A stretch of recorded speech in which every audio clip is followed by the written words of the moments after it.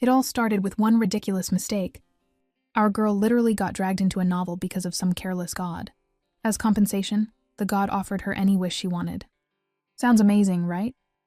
Well, she took so long thinking about the perfect wish that she completely forgot about it. And honestly, she didn't care that much anyway. So instead, she played the game her own way. Using her knowledge of the story, she climbed all the way to the top, standing beside a very handsome male lead.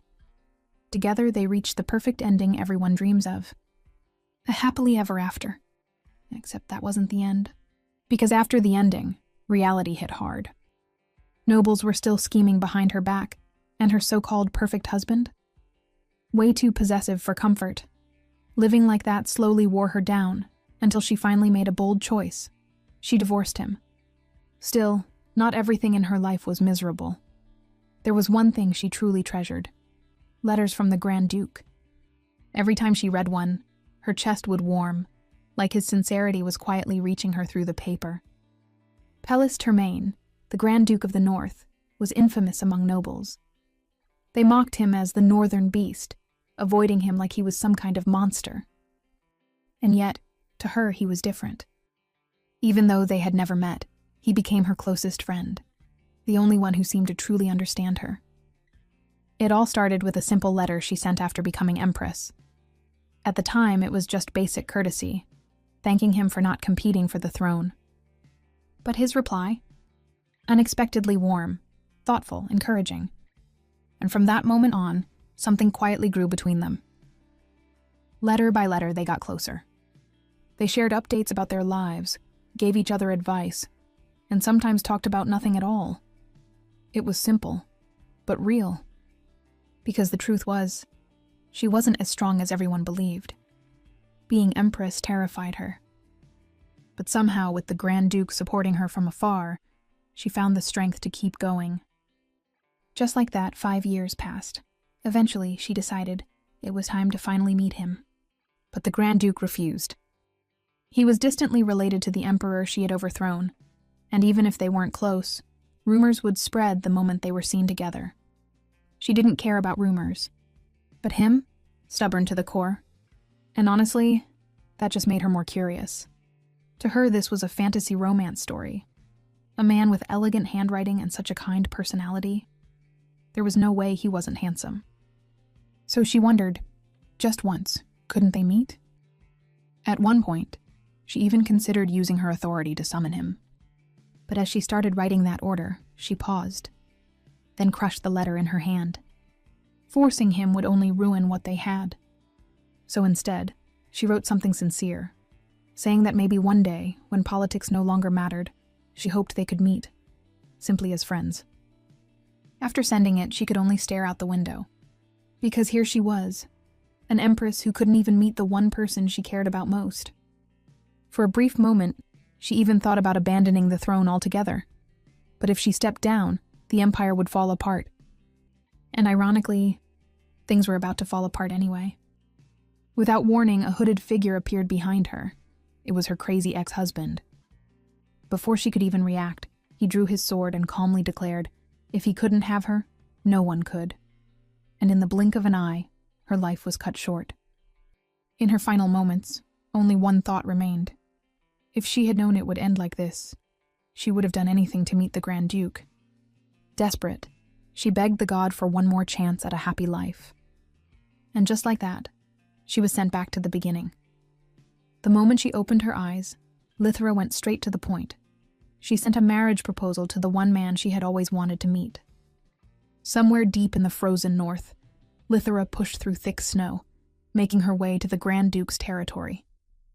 By the time she arrived, she was already exhausted. A man stepped out and asked, almost bluntly, if she was the one who proposed marriage. Lithra instantly froze, because standing right in front of her was the Grand Duke Pellis Termaine himself. He explained he wanted to meet her in person before deciding anything, which was why he called her all the way here. Fair enough. But the moment she actually looked at him, that image she built in her head completely shattered. Instead of the refined, handsome noble she imagined, what she got was a man with a terrifying stare, a thick wild beard, and a face marked with scars. And to make things worse, he immediately warned her to leave, coldly.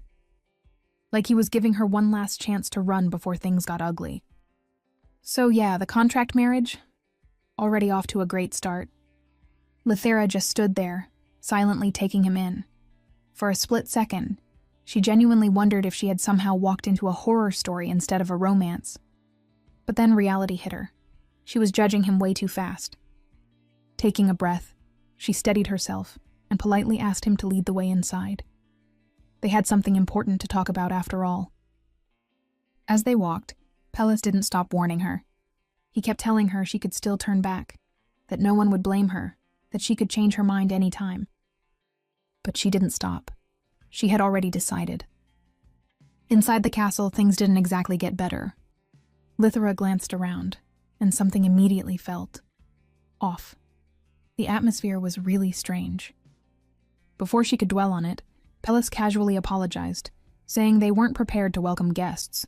It had been a long time since anyone visited. That didn't help at all. If anything, it made everything feel even more unsettling. Was she shaking because she was scared, or just because it was freezing?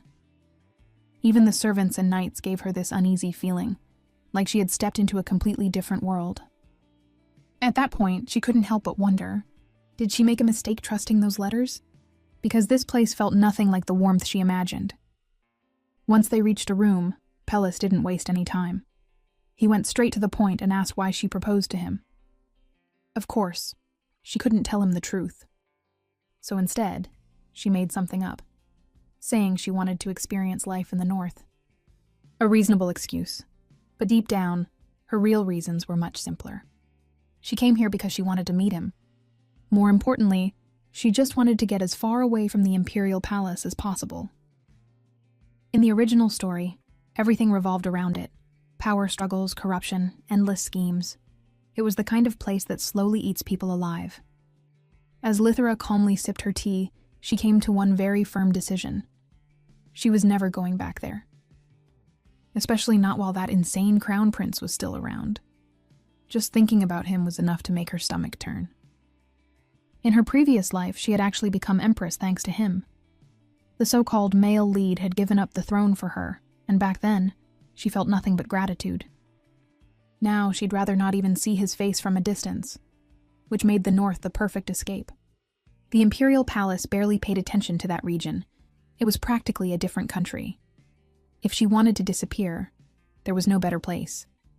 However, she couldn't exactly say all that out loud.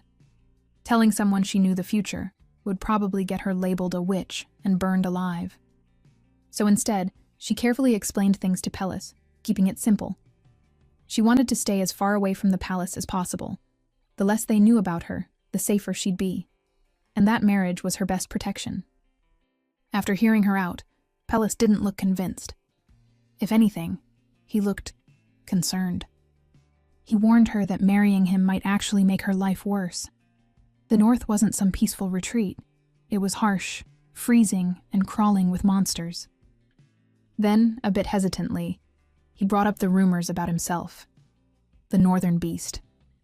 A savage man with imperial blood, but no refinement. A monster who only knew how to kill. And if she married him, those same rumors would stick to her too. Even if it was just a contract marriage, she wouldn't come out of it untouched. With the way he described it, anyone else would have run for the door already, right? But not her. She already recognized this version of him. He wasn't trying to push her away. He was trying to protect her. This man, no matter how rough he looked, was still the same person who had comforted her through countless letters. The most sincere person she knew. That's why she didn't back down. Instead, she firmly told him that none of those problems mattered to her. In fact, she even flipped it around. To her, those so-called disadvantages were actually advantages. The constant monster threat meant the palace needed him more than he needed them. And those nasty rumors? They kept annoying nobles far, far away. From her perspective, this place was perfect. She also assured him she had thought everything through before coming there, and gently told him to stop belittling himself. Because to her, he mattered. His reputation, his status, none of that changed her opinion. After all, She came all the way to the north just to meet him. She wouldn't have done that if he wasn't worth it. And just in case he still felt uncomfortable, she even offered a way out. If being her husband would really harm her, then they could simply remain friends. With a warm smile, she added that even if friends hurt each other sometimes, that was okay too. Those words hit Pellis harder. He just stared at her, clearly shaken, then asked her to confirm. Did she really mean all that? Even after seeing him like this? Lithera admitted honestly. Yes, she had been a little scared at first. I mean, who wouldn't be? But she was certain now. He wasn't dangerous, nor did he have any intention of hurting her. And besides, in a contract marriage, appearances didn't really matter anyway. After saying all that, she suddenly got nervous. Maybe she had gone too far. So, a bit cautiously, she asked if he'd prefer her to leave instead. For a moment, everything went quiet. Then Pellis suddenly stood up. He hesitated, before firmly saying, no, he didn't want her to leave. There was something she needed to explain first. Then he revealed a pile of letters. He admitted he hadn't wanted to bring it up the moment she arrived. But this was the real reason he had called her here. Looking straight at her, he asked, did she recognize them? The moment Lithera saw them, her entire body froze. Those letters were all the ones she had sent him. Every single one. Her mind began to race. Why were her letters here? Now let's shift to the Grand Duke's perspective, the day before Lithera's proposal letter arrived. That day, Pellis received an invitation from the Imperial Palace. Without even sparing it a second glance, he ordered his butler to throw it away. But the butler hesitated, explaining that this wasn't a simple invitation. It was an imperial order. Even then, Pellis didn't budge. Order or not, it meant nothing to him. He had no intention of going. To him, it was nothing more than yet another form of mockery. With that, he dismissed the matter entirely, sending the servant away and retreating into the silence of his room. Frustration weighed heavily on him. Why couldn't they just leave him alone? He had no interest in the petty power struggles of the Imperial Palace, no desire to get tangled in their schemes. That place was nothing but an inhuman golden jungle, a suffocating world he wanted no part of. There might have been someone he could have spoken to, but he knew better than to hope for that. After all, who would willingly approach the Northern Beast? A man shunned by every noble in the Empire. As those thoughts lingered, his gaze slowly drifted toward a drawer nearby, where a faint glow flickered from within. Curious, he opened it. Inside lay a stack of letters, glowing softly like sunlight breaking through the dark. He stared at them, completely baffled. What were these letters? And now, after hearing his explanation about how the letters mysteriously appeared, Lithera stands there, visibly shaken. She asks again, just to be certain. Did they really just appear out of nowhere? Pellis admits it sounds unbelievable even to him. Lithera can't hide her frustration toward the idiot god. If he were going to send her back in time, why didn't he bring Pellis with her too? What if he thinks she's a witch? Suddenly, Pellis gently places a hand on Lithera's shoulder, asking if she's okay. Almost immediately, he pulls his hand back, apologizing for the contact, and explaining that she looked quite shocked. Lithera is briefly taken aback, but she quickly regains her composure, assuring him that she's fine, just a little caught off guard. Pellis reassures her that he's not accusing her of anything. He simply wants to confirm whether she is truly the person mentioned in those letters, from the future. So she suggests that he sit down first, since she has a long story to tell. After taking the time to explain everything, Pellis gradually begins to grasp the concept of her reincarnation. Even so, Lithera still feels uncertain, worried that it all sounds too unbelievable for him to fully accept. Trying to convince him, she excitedly suggests giving him hints about future events. If those events come true, it would prove her claims. But before she can continue, Pellis stops her. He tells her there's no need for such demonstrations. He reveals that he has already consulted a priest to examine the letters. A flashback reveals that the priest was astonished by their aura, claiming he had never encountered such powerful holy energy before. Even without reading their contents, the priest recognized their significance, and advised Pellis to treasure them as sacred relics. Pellis had unknowingly received letters from the future, written by Lithra, who considered him a close friend. Through those letters, they shared casual conversations, heartfelt advice, and even the occasional harsh truth. Most of the time, they simply spoke honestly about their feelings, free from political games. It was a pure and genuine friendship. Pellis couldn't help but wonder why fate had allowed him to receive those letters, why he had been shown a glimpse of a future friend. Was it a sign from a higher being, urging him to find her? The thought left him conflicted and frustrated, unsure of what he was supposed to do after finally meeting her. But before he could dwell on it any further, the butler interrupted him with news of a letter from the Murto household. Pellis immediately asked if it was from Lithra. When the servant confirmed it, Pellis didn't hesitate. He snatched the letter and opened it right away. Confusion washed over him. The letter had arrived 1 year earlier than expected. But what shocked him even more was its contents. It was a marriage proposal. Back in the present, Pellis nervously admits to Lithra that when he received her proposal, he was completely stunned, even more shocked than when he first discovered the letters from the future.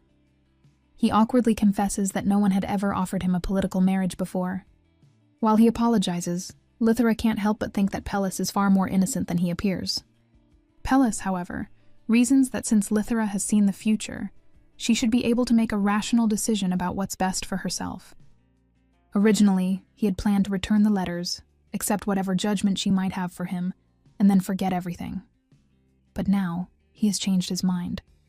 Stepping closer to Lithra, he tells her that if she truly believes she won't regret it, then he would gladly accept her proposal. In her final letter from the previous timeline, Lithra had wished that they could meet as friends. Since she was sent back in time immediately after that, it means the other Pellis must have received her last letter, along with news of her death.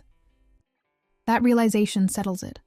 Pellis decides he won't turn her away, not if it means neither of them will have any regrets. With a bright smile, Lithra tells him to look forward to becoming her husband. Taking his hand, she asks if she can call him by his name instead. It feels too distant to be formal with a friend. While avoiding eye contact, Pellis agrees. Then, in a surprising turn, he says he should show her more respect. After all, she has lived 3 lives and is technically much older than him. So he starts calling her ma'am. It literally makes her sound like a strict schoolteacher, so she quickly insists that he just call her Lithra instead. Though he finds it a bit impolite, Pellis awkwardly agrees. With that settled, they proceed to sign their marriage contract. Pellis wonders if they can skip the wedding ceremony altogether, but Lithra reassures him that it's perfectly fine. After all, their marriage exists only on paper, and it would be even more awkward if he eventually found someone he truly loved and they had to divorce. Pellis is visibly taken aback by her words and immediately shuts the idea down. Then he asks if he had a wife in her previous life. She says Pellis hadn't, at least from what she knew before her death. But then again, no one knows what the future holds. With a confident smile, she tells him that if he ever finds someone, he should let her know first, and she'll have the divorce papers ready within an hour. Poor man gets hit with a divorce threat, just minutes after sealing his marriage. As they stroll through the hallway, Pellis tells Lithra that he will introduce her to the main servants. He assures her that if she needs anything, she should ask them without hesitation. When they meet the staff, Pellis introduces the butler and the maid. However, it's immediately clear from their expressions that they are far from welcoming. Still, Pellis proudly presents Lithra as the new Grand Duchess and entrusts her care to them. Lithra recalls the unsettling stares she received when she first arrived, and now the servants begin whispering among themselves, growing increasingly bold as they openly express their disapproval of the marriage. Both Pellis and Lithra are completely caught off guard. Jürgen even goes so far as to suggest that Lithra return to the south immediately. Are they seriously trying to get rid of her already? Barely holding back his frustration, Pellis firmly states that he will not tolerate such blatant disrespect. Unfazed, Jürgen stands his ground. He insists that their minds are made up, and that the lady deserves far better. The couple is left speechless. Jürgen then expresses his disappointment in Pellis, admitting that while he had encouraged him to find a wife, He never expected him to take advantage of a vulnerable woman. Meanwhile, Nikki steps closer to Lithra, gently taking her hands and whispering that if she wants to escape, all she has to do is say the word. They are willing to risk their lives to help her. At that moment, Lithra finally understands. Those earlier stares weren't hostility. They were concern. They thought she was terrified. Pellis quickly interjects, insisting that the servants are worrying over nothing. Frustrated, he covers his face with his hand and apologizes to Lithra. Lithra shakes her head, feeling that she should be the one apologizing for causing such a misunderstanding. Without thinking much, she casually calls him by his nickname, Pell. Both servants practically drop their jaws upon hearing it. Lithra smiles warmly, thanking them for their concern, and firmly declares that she has no intention of returning south, even revealing the truth. This marriage was her idea. Pellis immediately turns bright red as he stammers, explaining that saying it like that will only deepen the misunderstanding. Like it was no biggie, she simply said it again. Now Lithra appears utterly smitten, bold enough to propose to a man who had never received a single offer before. Embarrassed, the servants quickly apologize for their earlier objections. Even Pellis tries to correct their assumptions, but the two are already convinced. Seeing what they believe to be genuine affection, they sincerely wish the couple a lifetime of happiness together. As night settles in, Pellis brings up what's been bothering him. Those servants are definitely getting the wrong idea about their relationship, and it might get worse. But Lithra just brushes it off like it's nothing. If anything, she finds it a little sweet. To her, it just means the servants see him as someone worthy of being loved. For a moment, it reminds her why she came here in the first place, to keep things simple. No romance, no complicated feelings, just pure friendship. She admits she still believes in that, but at the same time, she can't deny the truth. People's feelings can change, and maybe someday, what they have now could turn into something more. Hearing that, Pellis gently reminds her of everything she has been through. If people keep misunderstanding their relationship, it might end up hurting her in the end. She admits it. The thought of loving someone terrifies her. Even imagining it makes her chest tighten. She knows all too well how something warm can turn into something painful. But instead of backing away, she steps closer, then suddenly blurts out what she really feels. She doesn't want her fear to make people see him as unlovable. She doesn't want anyone to misunderstand who he is, because to her, he's someone precious, a friend she truly values. That's when Pellis drops to one knee, gently takes her hands, and looks straight at her. Even if this marriage is just a contract, even if they never become anything more than friends, as long as they are husband and wife, he will stay by her side. He will never abandon her. These weren't just empty words. Back when she took the throne, people from the old regime approached him, urging him to rebel. They insisted she wasn't the rightful ruler. He could have taken power for himself if he easily wanted, but he didn't. He rejected them, and fought back against every single one. When she tried to thank him back then, he refused any reward, said he was just doing his duty. The only thing he ever wished for was to remain loyal to her. And now, in this life, he's making that same promise again. Unshaken, unconditional, without expecting anything in return. He even makes it clear, he's not trying to bind her to anything. If one day she wants to leave, if she finds someone else, he'll let her go. Lithra can't hold back anymore. She suddenly throws herself into his arms, hugging him tightly. This is why she wanted to meet him so badly, because she already knew this is the kind of person he is. Someone she could trust, someone who would never hurt her. She tells him honestly, even if all she can offer right now is friendship, she'll do everything she can to repay his loyalty. As long as she stays by his side, she knows she'll find happiness. And more than that, she wants him to be happy too. For a brief second, Pellis hesitates. Then slowly, he hugs her back and promises he'll do everything he can to be worthy of the trust she's given him. You'd think after all that emotional bonding, things would finally calm down, right? Absolutely not. The real enemy shows up, and it's not just a little chilly cold. We're talking bone-freezing, soul-leaving-your-body kind of cold. Our girl is shivering like crazy, her teeth clattering nonstop, feeling like her bones are turning into icicles. At this point, she can't help but wonder, is this really how her third life ends? Frozen to death in the north? Meanwhile, Pellis is just existing, no blanket, no problem. Seriously, what is this man made of?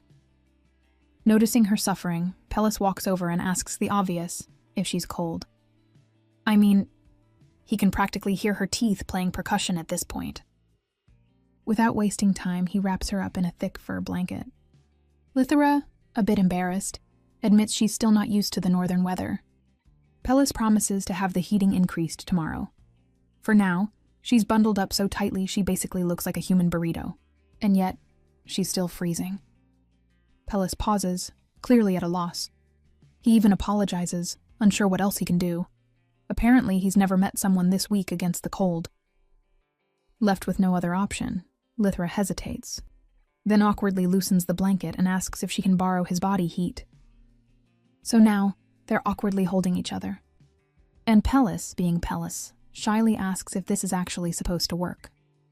Lythra nods, already feeling the warmth returning, casually comparing him to a giant black bear, which fits him a little too well. Before long, she drifts off to sleep, but Pellis stays awake. Moments like this were never something he allowed himself to imagine. He had always accepted that he'd live alone. Then the memories creep in, his parents' deaths, and his father's final warning, never trust anyone. But here he is, wanting to trust Lythra, just as much as she believes in him. Suddenly, Lythra starts mumbling in her sleep. Her voice trembles as she speaks of her fear of dying, her teeth grinding harshly. Pellis can't help but wonder if she's reliving that moment. Her encounter with the Crown Prince Everett, the man who once ruined her life, the very person she called the male lead of that world. As the grinding grows worse, worry flickers across his face. At this rate, she might actually hurt herself. So, carefully, he reaches out, gently opening her mouth and placing his finger between her teeth to stop the grinding. Even if it means doing this every night. As long as she can sleep peacefully, it's worth it. Morning comes, and the first thing Lythra feels is guilt. She immediately apologizes, worried she kept him awake all night. Pellis says it's nothing because he's used to it. In fact, he literally slept through a month of monster growls. Meanwhile, I can't even nap through a single mosquito. What kind of man did she just marry? Still worried, she suggests that next time he at least use a towel instead of his hand. Pellis shrugs it off, casually comparing it to a monster bite. Totally normal, right? When she apologizes again, he suddenly uses her own words against her, reminding her that friends are allowed to hurt each other sometimes. Lythra immediately argues back. That doesn't mean she can just take advantage of him. Half joking, she even asks what he'd do if she demanded all his money. And somehow, Pellis takes it seriously. He says it might not be a bad idea, since she's clearly better at managing money than him. Now she's completely speechless. Before she can recover, he leans in even closer and adds, if she wants, he'd even give her his title. Grabbing his collar, Lythra starts shaking him in panic, telling him to stop being such a pushover. And right at that exact moment, the door opens. Jürgen steps in, announcing breakfast, then immediately freezes. Because what he sees is Lythra on top of Pellis, gripping his collar, the two of them way too close for this to look even remotely normal. Is he interrupting something? Without saying a single word, he quickly backs out and shuts the door. There's absolutely no way to explain it. Outside, Jürgen returns looking completely flustered. As for Nikki? Oh, she takes one look at him and immediately understands. With a knowing expression, she casually suggests they serve breakfast a little later. During breakfast, Lythra asks Pellis if she can borrow his office for a bit. Says she has some work to do. Naturally, he asks what kind, and she just goes, she's trying to earn extra money. Soon, she's sitting in his office with a pile of documents, ready to put her future knowledge to good use. Weirdly enough, just being there feels comforting. For a brief moment, she even drifts off, remembering the letters he used to send her. Yeah, not exactly the time to get sentimental. So she snaps out of it and gets to work, flipping through papers until, finally, she finds what she's been looking for. Without wasting a second, she asks for Pellis. The butler leads her straight to the armory, mentioning that this is where Pellis usually is around this time, checking equipment and all that. Totally normal. What's not normal is what she walks into. The moment Lithra steps inside, she freezes. There he is, shirtless, just standing there like it's completely normal, muscles and battle scars on full display, as he casually turns and asks if she needs something. Lithra's brain just stops working. Noticing her reaction, Pellis immediately apologizes, clearly thinking he did something wrong. Flustered, she quickly tries to explain that she just wasn't expecting that while handing him the document. As he looks it over, she explains that she meant to give it earlier, but things got busy and she forgot. Noticing the butler still nearby, she leans in slightly and lowers her voice. She reminds him of something he once mentioned in his letters, a piece of land he had wanted but failed to acquire. It was such a small detail, but it stuck with her, because he rarely talked about what he wanted. So after coming back in time, she made sure to get it first. Pellis studies the document, confused. To him, it just looks like some random mountain. He asks if there's actually something special about it. She casually drops the answer like it's nothing. Oh, just a few diamonds. At that, Pellis practically begs her to take it back, insisting she keep it. But Lithra refuses, telling him to accept it as her dowry. Now he's panicking. He argues that the land was originally meant for her, not him. She doesn't budge. Instead, she gives him a look and asks if he's really going to reject her gift after everything she did to get it. Of course he loses. Pellis finally gives in. But now there's a new problem. His brain is already working overtime, trying to figure out how on earth he's supposed to repay something like this. As for the butler, well, let's just say he's basically wallpaper while these two have their whole moment going on. Anyway, while Lithra is peacefully settling into her new life, Pellis is out there absolutely butchering monsters with a terrible mood. He's cutting through an entire horde like it personally offended him. But honestly, the real problem isn't the monsters. Or more specifically, he still hasn't figured out how to repay his wife. He did try asking her what she wanted, but every time she just brushed it off like it was nothing. He couldn't even give her small gifts either, because she keeps buying things for herself before he even gets the chance. At this point, he feels like a raccoon trying to wash cotton candy, and just watching it disappear. All he wants is to show his gratitude, but she keeps insisting he's already done enough, for her, even in a past life. Back then, he constantly sent her gifts along with his letters. He even went as far as preparing land and building a private vacation home just for her, and he never let her repay him. Now the situation has completely flipped. Just as Pellis is about to say something to express how he feels, a knight rushes forward, urgently reporting a swarm of monsters. Snapping back to reality, he prepares for battle. Even as he fights, his thoughts remain on Lithra. She keeps saying that being with him is enough, but he just can't accept that. It leaves him restless. Determined, he tells himself that the faster they finish this, the sooner he can return. Just then, a massive monster lunges at him from behind. Pellis dodges instantly, something that surprises the other knights, because charging head-on is usually his thing. Then, as if struck by inspiration, he suddenly asks, "Would this monster's fur look good in pink?" The knights pause for a second, then immediately catch on. Their faces light up. With matching grins, they agree. It'd look perfect. A rare spark of enthusiasm lights up his face as he declares they'll finish this quickly. Seconds later, all that can be heard are the unlucky monster's cries echoing in the background. Not long after, Lithra finds herself staring at a coat made from that very fur. She's never seen anything like it. The color alone is already eye-catching. Fresh from the bath, Pellis urges her to try it on. Feeling she can't refuse, especially considering the effort he must have put into it, Lithra wraps herself in the coat and asks if it suits her. Bathed in soft light, she seemed to glow, leaving Pellis completely mesmerized. For a split second, he even considers going out and hunting 100 more monsters. Lithra stops him immediately, laughing and telling him one is more than enough.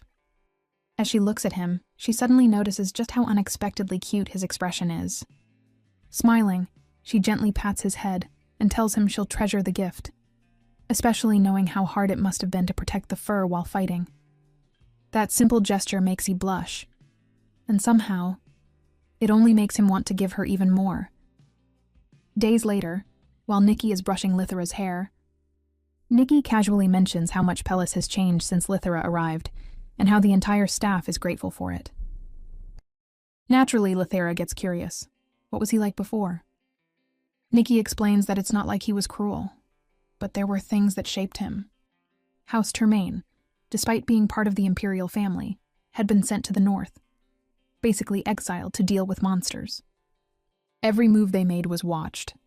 Eventually, the imperial court decided to eliminate them, leaving only the young Pellis alive. Somehow that child survived, reclaimed his position, and became the current Grand Duke. But the experience changed him. He became withdrawn, short-tempered. That's how he earned the name Northern Beast.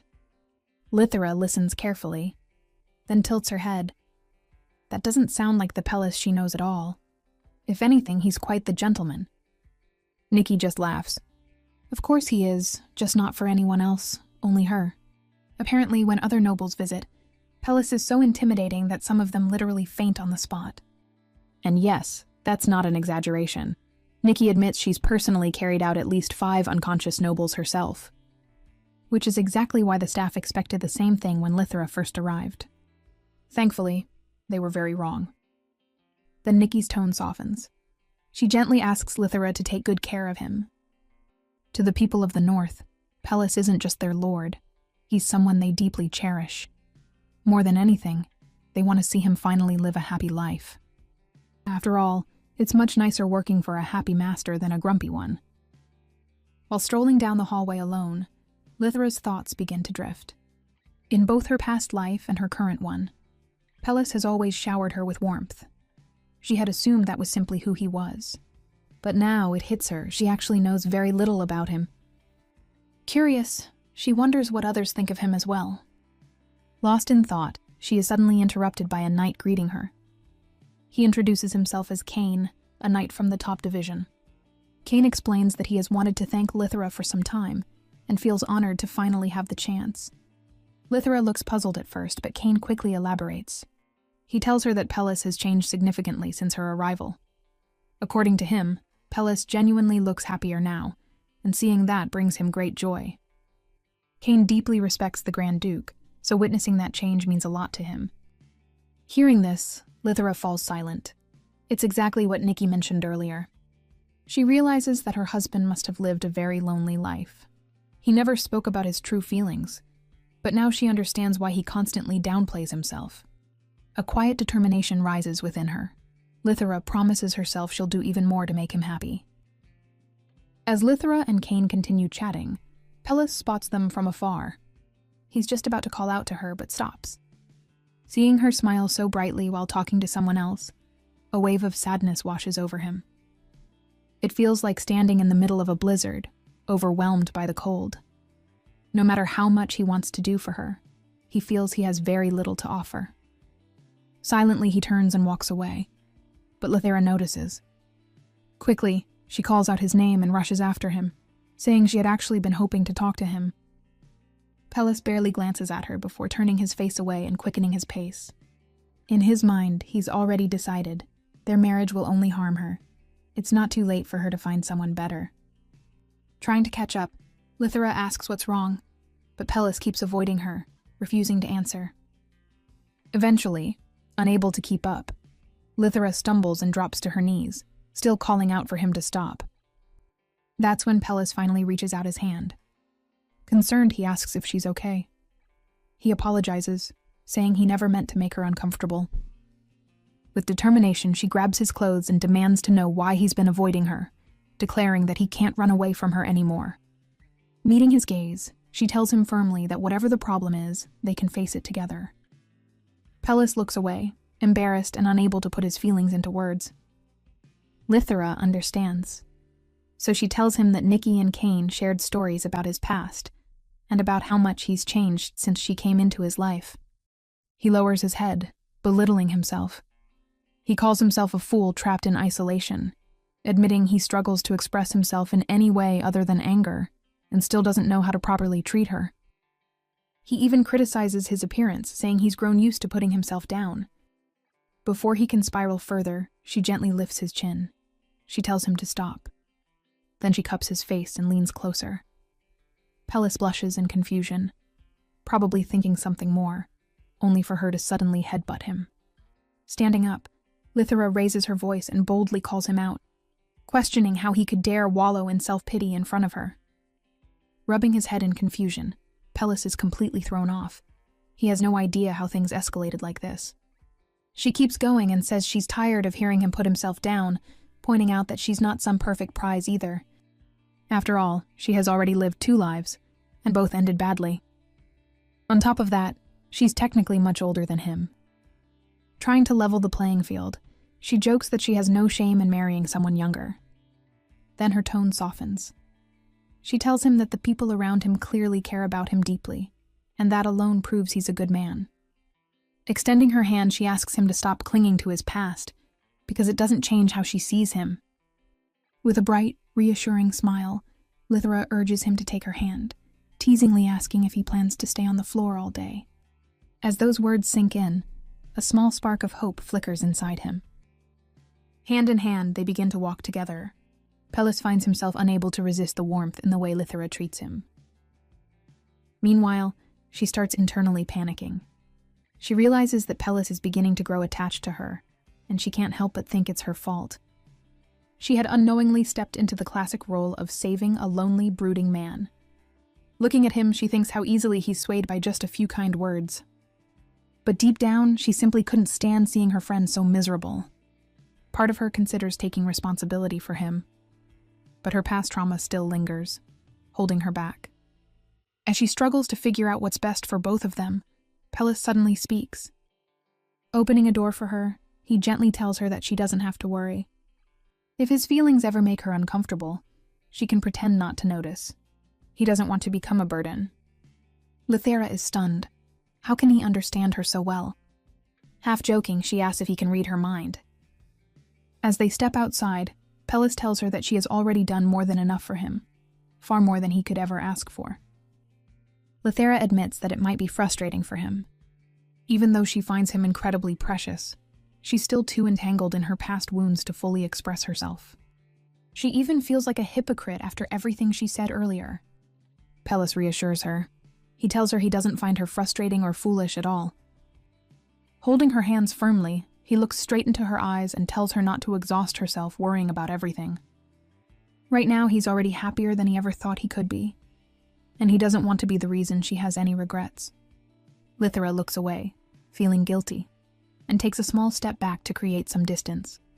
She quietly admits that even though she promised to stay by his side, she tends to act on her own terms. Just as the mood turns serious, her foot suddenly gets stuck in the snow. That was such an embarrassing moment. Instead of laughing, he suddenly lifts her to help her out. Caught off guard, she becomes even more flustered, and quickly asks him to put her down. Concerned, he points out that with this much snow, she might get stuck again, and suggests they head back inside. Back in their cozy room, the fireplace is already roaring. Pellis helps Lithera remove her boots and prepares hot water to warm her up. Gently, he places her foot into the basin. She quickly insists she can manage on her own, but knowing how poorly she handles the cold, Pellis softly asks her to let him take care of it.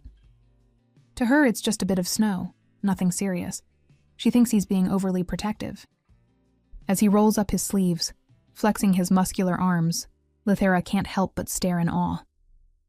Telling her to relax, he begins massaging her foot. His gentle touch eases the tension, warmth slowly spreading through her body. As she watches his hands, she notices the rough calluses covering them. Pellis asks if they bother her. Of course they don't. She knows he must have lived a much harsher life than she ever did. Comparing his hands to her own, soft, unscarred, and flawless, she feels that all her complaints about her life must sound trivial to him. Pellis tells her that not all wounds are visible on the outside. He adds that he admires her for continuing to live, even after experiencing death twice. something even the strongest warriors would struggle with. After drying her feet with a towel, he gently advises her not to compare herself to others. Lythra is deeply touched by his words and finds herself unable to respond. Noticing her silence, Pellis hesitantly asks if he said something wrong, but Lythra shakes her head. She tells him she actually feels comforted. She never expected someone to understand her so well. Yes, she has suffered a lot, but she's still here, and she should be proud of that. Reaching out, she gently cups his face and asks him to be patient with her, promising that she will overcome her struggles someday. Then she softly places a kiss on his forehead. She smiles, believing that one day she'll be able to fully return his feelings. Noticing his stunned expression, she playfully teases him, confidently saying that she thinks they could make a great couple. Blushing, Pellis promises that he'll do his best to be a good husband. Meanwhile, news of the northern beast taking a wife spreads like wildfire among the nobles. They gossip endlessly about Lythra, labeling her an oddity for never making her debut in high society despite being in her 20s. Some even mockingly call them the perfect match, pairing the northern beast with what they call his southern counterpart. Truly, the rumors are working overtime. When Baron Luther Murto, Lythra's father, hears these rumors, he is furious. He refuses to believe that his daughter would marry such a man. Driven by anger and concern, he decides to travel north and bring her back himself, clearly skipping the "let's calm down" first option. Her mother, Maureen Murto, suggests sending a letter instead, but the Baron refuses.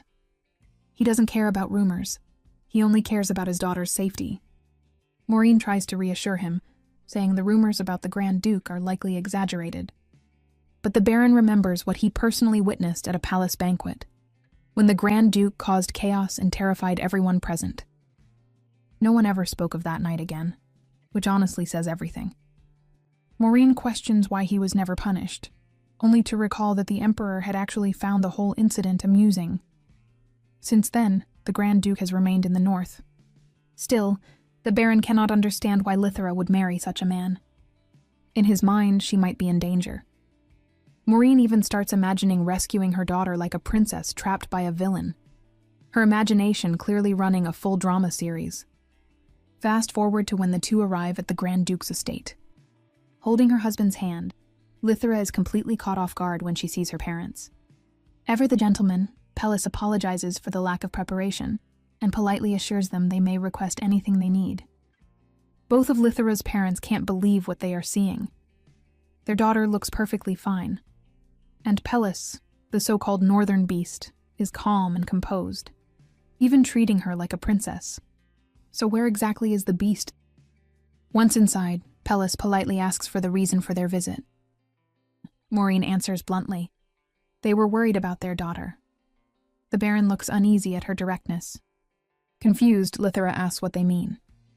Her mother explains they were concerned about her frail health and were shocked when she suddenly disappeared, only to later hear she had gone to the freezing north. In both the original story and her previous life, Lythra's parents barely paid attention to her, and now, this might be the most they've ever spoken to her. Unable to hold back, she asks why they suddenly care. Her father slams the table.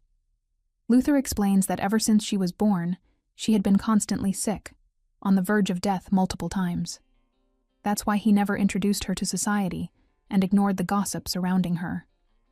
Raising his voice, he expresses his frustration.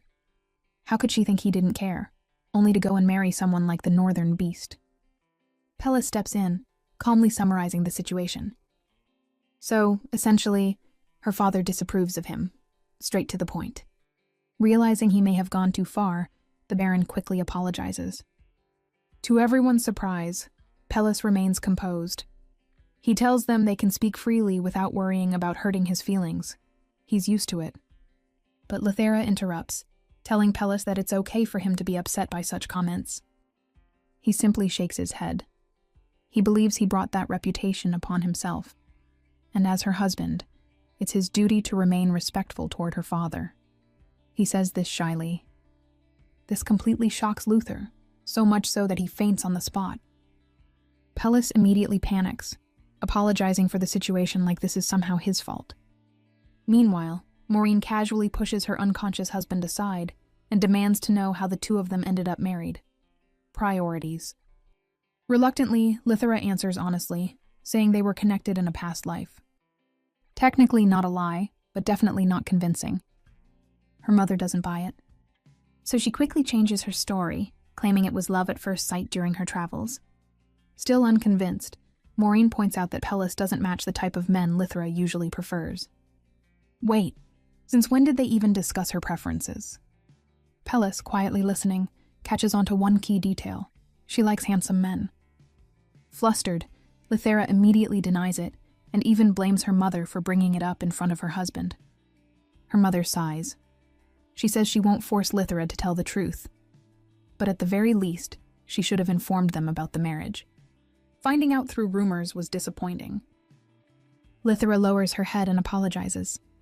She admits she assumed things would be the same as before, that they wouldn't care. She never expected this reaction. While sipping her tea, Maureen tells her there's no need to apologize. In fact, they were at fault for never expressing their feelings properly. More than anything, she's simply relieved to see her daughter living well in the north. Smiling brightly, Lithera holds her husband's hand and says she feels truly comfortable here, all thanks to him. Seeing this, her mother finally relaxes. To her, they look like a genuinely happy couple. Glancing at her still unconscious and honestly overdramatic husband, she then asks if they can stay for a few days. Pellis warmly agrees. They are welcome to stay as long as they like. As night falls, our sweet couple sits together, talking about everything that happened during the day. Lithera admits she was surprised by her parents' sudden visit, and apologizes for putting Pellis in such an awkward situation. Pellis smiles and brushes it off, saying it's no big deal. After all, he knew he would have to meet his in-laws eventually. Curious, he asks about something her father mentioned earlier, about how she almost died as a child. She explains that when she reincarnated, it consumed the wish she had been granted before. The protective blessing that once kept her safe nearly disappeared, leaving her fragile body to endure everything on its own. She pauses, then admits she never expected that to make her parents worry about her even more. Pellis looks troubled, but Lithera quickly reassures him that she's fine now. Still, he quietly says it couldn't have been easy for her. Lithera shakes her head and insists it wasn't as bad as he thinks. She managed to endure it, because she kept thinking about the letters they once shared. With a bright smile, she tells him that he was the reason she was able to get through it. A little shyly, she adds that if it weren't for her lingering trauma, she might have properly proposed to him, instead of settling for a contract marriage. That makes Pellis blush instantly. Leaning closer, he softly tells her that he wants to continue being someone she can rely on, someone who supports her even more.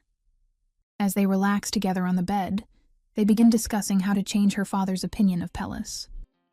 Resting her head on his lap, Lithera suddenly suggests an idea. They should show everyone how well they get along. In other words, they should go on a date.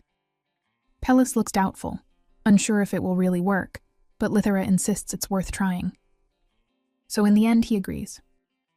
Not long after, they notice the Baron secretly following them. Instead of avoiding Pellis, his father-in-law is sticking close, which he takes as a good sign. Meanwhile, the Baron is convinced he's in full stealth mode. He refuses to believe Pellis's gentle behavior is real, convinced it's all an act. He follows them in the least subtle way possible, basically tailing them like a lost NPC. And yet, he still finds nothing suspicious. Maureen, watching this unfold, tells him to stop immediately. However, convinced he hasn't been noticed, he whispers for her to stay quiet, claiming she's ruining his cover. Of course, Pellis hears everything. He just chooses peace. Even as Maureen reassures him, the Baron remains convinced something shady is going on. So she gives up and joins the happy couple instead. They chat casually, while the Baron continues spiraling in the background. Looking around, he spots the butler and Nikki whispering later.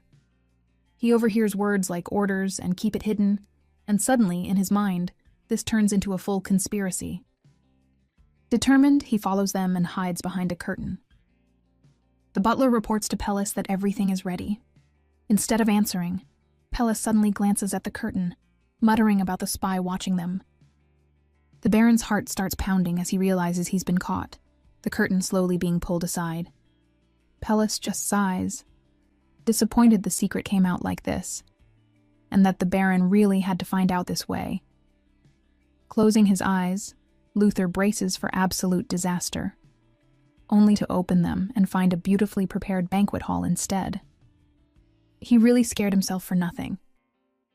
Pellis awkwardly explains he prepared it as a surprise dinner for Lithera's parents.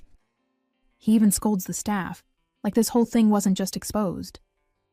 At that, Nikki quickly reveals the truth. They intentionally led the Baron there, hoping to clear up his misunderstandings, since Pellis had been troubled by his constant spying.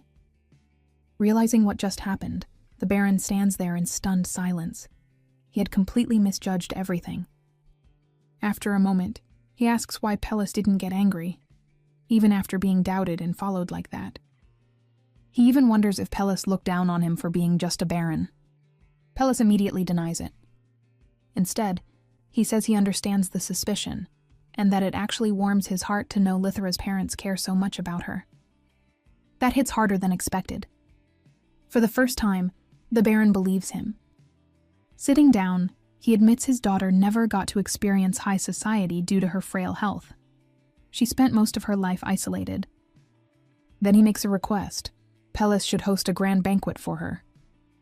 Pellis agrees without hesitation. But wait, the Baron isn't done yet. He suddenly stands up and demands one more thing. Pellis needs to fix his scruffy appearance. At this point, he's basically Lithera 2.0, just as good at nagging. A few minutes later, Lithera receives news about the banquet, and she's taken aback. Because her husband never mentioned any of this, Nikki reveals that Pellis told them to keep it a secret to make it a surprise. And somehow, they actually succeeded. With Nikki's help, Lithera gets dressed up beautifully, though she can't help but worry since it's been decades since she last dressed like this. In a rush to reach the hall, she runs into Pellis halfway and freezes. He's wearing a matching outfit, his hair neatly tied, and even his beard is properly groomed. Wait, who is this attractive man? Pellis explains he was on his way to pick her up, but had to change first. Then he starts doubting himself, wondering if the look even suits him, and worrying he might embarrass her. Meanwhile, Lithera is just standing there, completely captivated, unable to take her eyes off him. He just upgraded to main character visuals. She quickly reassures him, saying he looks incredibly charming, almost like a model. Relieved, Pellis teases her, joking that he's the pretty one now, repeating it just enough to make her flustered. As they step into the banquet hall, Lithera's parents and the northern folks greet them warmly, clearly happy to see them. Lithera, however, is stunned by the number of guests. She thought this was just a family dinner, not a full event. Pellis explains that since it's been a while since they held a banquet, he invited the servants and knights too, because why not go all out? He adds that since they never had a wedding, he wanted to make this grand to show how much he treasures her. When he nervously wonders if he went too far, Lithera reassures him, and casually says she might need to teach him how to be more selfish. Extending her hand, she suggests they dance. Pellis takes her hand, but pauses, hesitating to kiss it. She notices and gently reassures him to act normally. After all, she trusts him completely. With a soft kiss on her hand, he asks her to dance again, and Lithera happily agrees. Thinking back to when they first met, she never imagined things would turn out like this. And now, they actually look like a real couple. Meanwhile, the Baron watches his daughter dancing happily, and immediately gets emotional. Yes, he's tearing up. He never thought he'd see this day. And he's not alone. Kane and the butler are also tearing up, watching their master finally look genuinely happy. At this point, it's basically a group crying session. Noticing all this, Maureen calmly agrees. It truly is wonderful to see the two of them so happy together. After the banquet, the couple finally get some quiet time together, still lingering in the success of the night. Lithera looks genuinely happy, and even her parents returned home satisfied. She mentions wanting more days like that, adding that she especially liked seeing him dressed up. As she looks at him, she suddenly grabs his face and turns it from side to side, studying him closely. Pellis pauses, unsure if something is wrong. But she simply smiles and calls him handsome, teasing that without the facial hair, he might look less intimidating. Curious, she asks why he chose to look that way. Pellis explains that because of his imperial blood, he has always been a target. Anything he cares about can easily be used against him. When he was younger, a monster left a scar on his face during a hunt. After that, he noticed people paid less attention to him. That's when he realized how much nobles value appearance. So instead of fixing it, he chose to lean into it. He stopped presenting himself as a proper noble, acted rough, and showed no interest in power or politics, fully embracing the image others had of him as a savage beast. Even if it meant being alone, he accepted it. Then, thinking of Lithera, he quietly suggests that maybe he should change that now. Before the thought settles, she wraps her arms around him and tells him he doesn't need to change for anyone. She understands him as he is. Gently touching his face, she tells him he doesn't have to carry everything alone anymore. This time, she will stand beside him. They'll protect the North together. No matter how he looks, he's the man she chose, the one she wants to find happiness with. Pellis turns red at her words and pulls her into a tight embrace, declaring that the North belongs to both of them now. Anyone who tries to harm her won't get away with it. Elsewhere, the nobles gather to discuss his sudden marriage. They don't see Lithera as a threat, but Pellis is different. Because of his bloodline, they must remain cautious. Back in the north, Lithera visits her husband's office and immediately notices something unusual. He's wearing glasses. She teases him about looking older, and asks if the nobles have started bothering him since news of their marriage spread. As expected, he's buried in work. Even without interest in politics, his lineage keeps him involved. Without warning, Lithera sits on his lap, catching him completely off guard. While he's still flustered, she begins checking the documents on his desk. It doesn't take long before she recognizes the names behind them. They're the same people who betrayed her in her previous life. Now she wants revenge, not through force, but by driving them into bankruptcy. Pellis immediately offers to handle it himself, but she stops him and tells him to trust her. Then she notices a messy letter. He awkwardly admits it's for official use. That small detail reminded her of the past, how carefully he had written each letter, using his best handwriting and putting effort into every word for her. Realizing that, she felt a little touched. It meant she had truly mattered to him. And naturally, it made her wonder if she could have those letters again. At the same time, Pellis asks something he's been curious about. How did they even manage to exchange letters before, especially with her overly possessive ex-husband around? Turns out, the Crown Prince was just too arrogant. He never saw Pellis as a threat, and assumed Lithera only pitied him.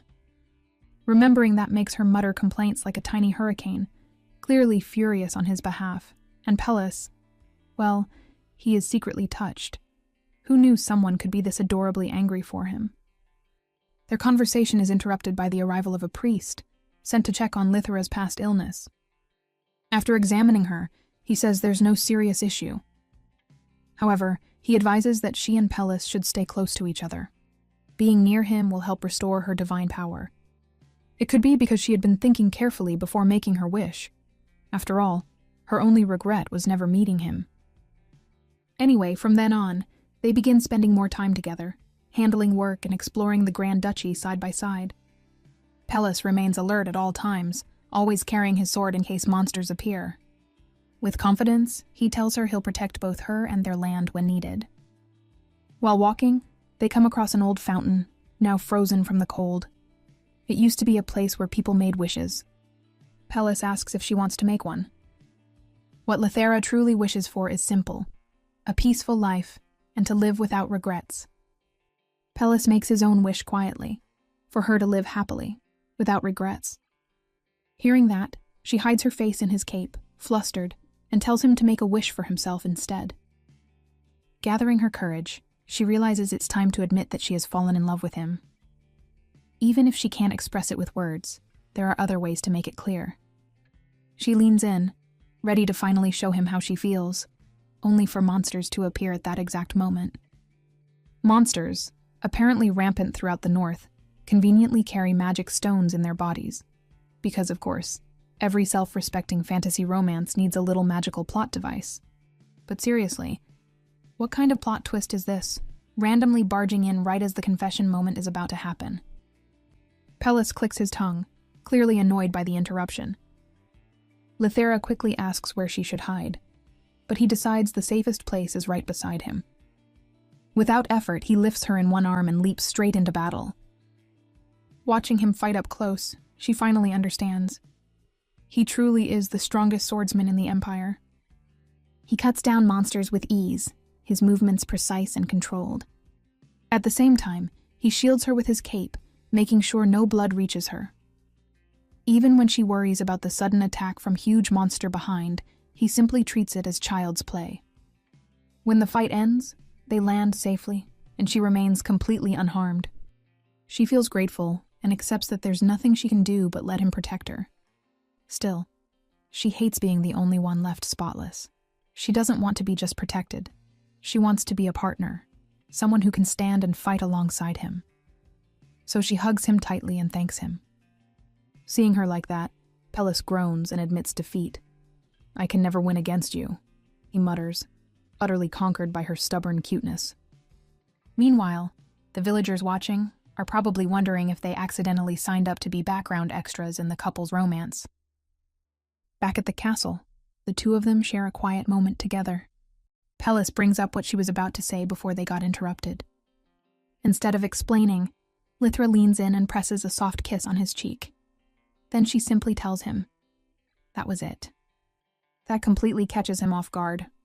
He tries to brush it off as teasing, but before he can recover, she moves closer again. This time, their faces are only inches apart, as if they're about to lock lips. Yet in a blink, Lythera places her hand between them, blocking the kiss. Pellis quickly tries to walk away, clearly convinced he just got played again. But before he can escape, she grabs him just as fast. Flustered, she explains that she does want to express her feelings, but her past trauma still holds her back. So instead, she suggests something bold. Maybe he should be the one to initiate their first real kiss. Pellis goes very quiet, like he didn't hear anything at all. Unfortunately, Lythera doesn't let him escape that easily. She tells him clearly, she wants their relationship to move forward. She wants to be closer to him. That finally pushes him to act. After a moment of hesitation, he carefully asks her to tell him if she feels uncomfortable. Then he leans in. First, a gentle kiss on her forehead, then her cheek. And finally, their lips meet. For a brief moment, it feels as if the world stops. Even their heartbeats seem deafening. Actually, they literally just smooch for 2 seconds. Pellis pulls away almost immediately, his face completely red. He admits his heart feels like it's about to explode, and that's already more than he can handle. Lythera bursts out laughing, practically smacking the bed with each giggle. So, what happened to the scary guy from episode 1? Despite his strength in battle, he has such an unexpectedly adorable side. He then confesses it was his first kiss. That's why he reacted that way. Blushing, she admits that kissing him made her happy. She even tells him to refuse her if anything ever feels uncomfortable. Gently touching her face, Pellis reassures her that he's okay with everything. He just needs time to get used to it. Softly, he places another kiss on her. And now, both of them are far too nervous. Safe to say, neither of them gets much sleep that night. The next day rolls in with Lythera waking up like a full-on panda, dark circles and all, clearly losing a brutal war against sleep.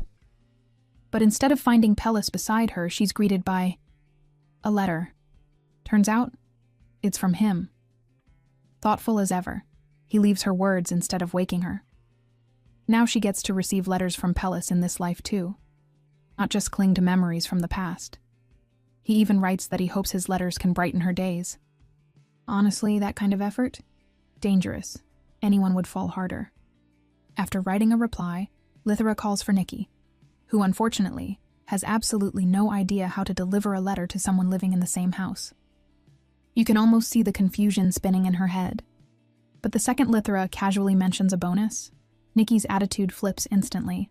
Suddenly, She's ready to take on the mission like it's the most important job of her life. Money really does work miracles. Lithera hands her 2 letters, one for Pellis and another meant for a friend living out west. When that friend receives the letter, a man with long blue hair breaks into a wide grin, clearly amused, and maybe a little excited, by what he's reading. And for good reason. Lithera is asking him for help. Specifically, help in ruining a group of arrogant nobles financially. Not exactly a casual favor. Time skips ahead to the day that very friend arrives. The moment he sees Lithera, he doesn't hesitate, calls her his darling, and pulls her into a tight hug. Pellis, standing nearby, looks like his soul just left his body. His eyes practically leap out of their sockets. That reaction, completely justified. Lithera immediately pushes the man away, trying to fix the situation before it gets any worse, and quickly tells Pellis that whatever he's imagining is absolutely not what's going on. The overly friendly visitor is Cartha Weathers, a young but highly successful businessman from the West. In the original plot, he is one of Lithera's potential love interests. They have great chemistry when it comes to money, and he's known for being discreet, which is exactly why Lithera trusts him enough to befriend him in both her past life and this one. Meanwhile, Pellis is silently losing his patience watching Cartha cling to his wife like that. So he steps in and pulls him away. It's about as much as he can do, considering this is the same man who helped Lithera reunite with him in this life. Trying to stay polite, Pellis forces out a smile and welcomes him. A very convincing smile, if your goal is to terrify someone. Because the second Cartha sees it, he looks like he's calculating his chances of surviving the visit. Lithera quickly shifts the focus by handing Cartha the documents she and Pellis had been working on. She suggests it's better to let an expert handle things from here. Then, gently touching Pellis's face, she admits she just wants a peaceful life with him, without meddling nobles causing problems.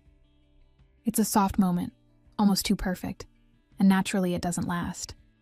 Cartha jumps right in again, joking that since he can't call her darling anymore, maybe she should just make him her second instead. The expressions on Lithera and Pellis? Absolutely priceless. Pellis starts questioning his own feelings, because whatever this is, it definitely feels like jealousy. And just when things couldn't get stranger, Cartha casually adds that someone as perfect as Lithera deserves more than just one man. Unexpectedly, Pellis agrees with zero hesitation.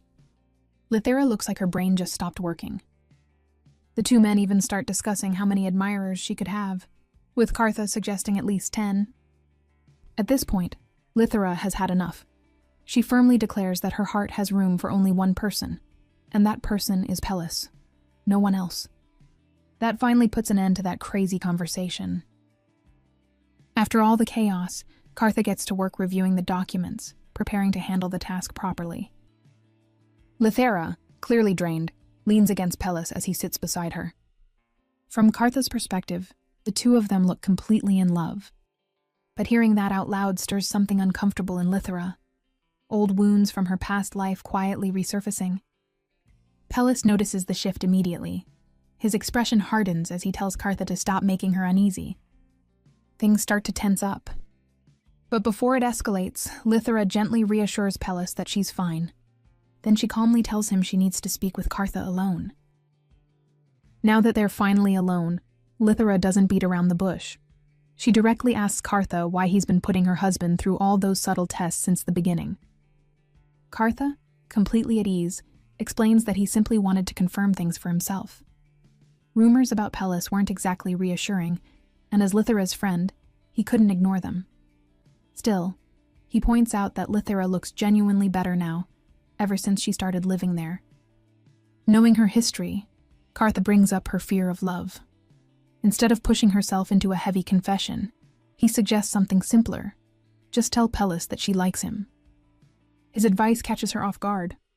Lithera realizes she really does like Pellis, yet she's never once said it aloud. Funny how the simplest truths can stay buried the longest. Not giving her time to overthink, Cartha nudges her to go talk to Pellis, who, on the other side, is quietly beating himself up over how he acted earlier.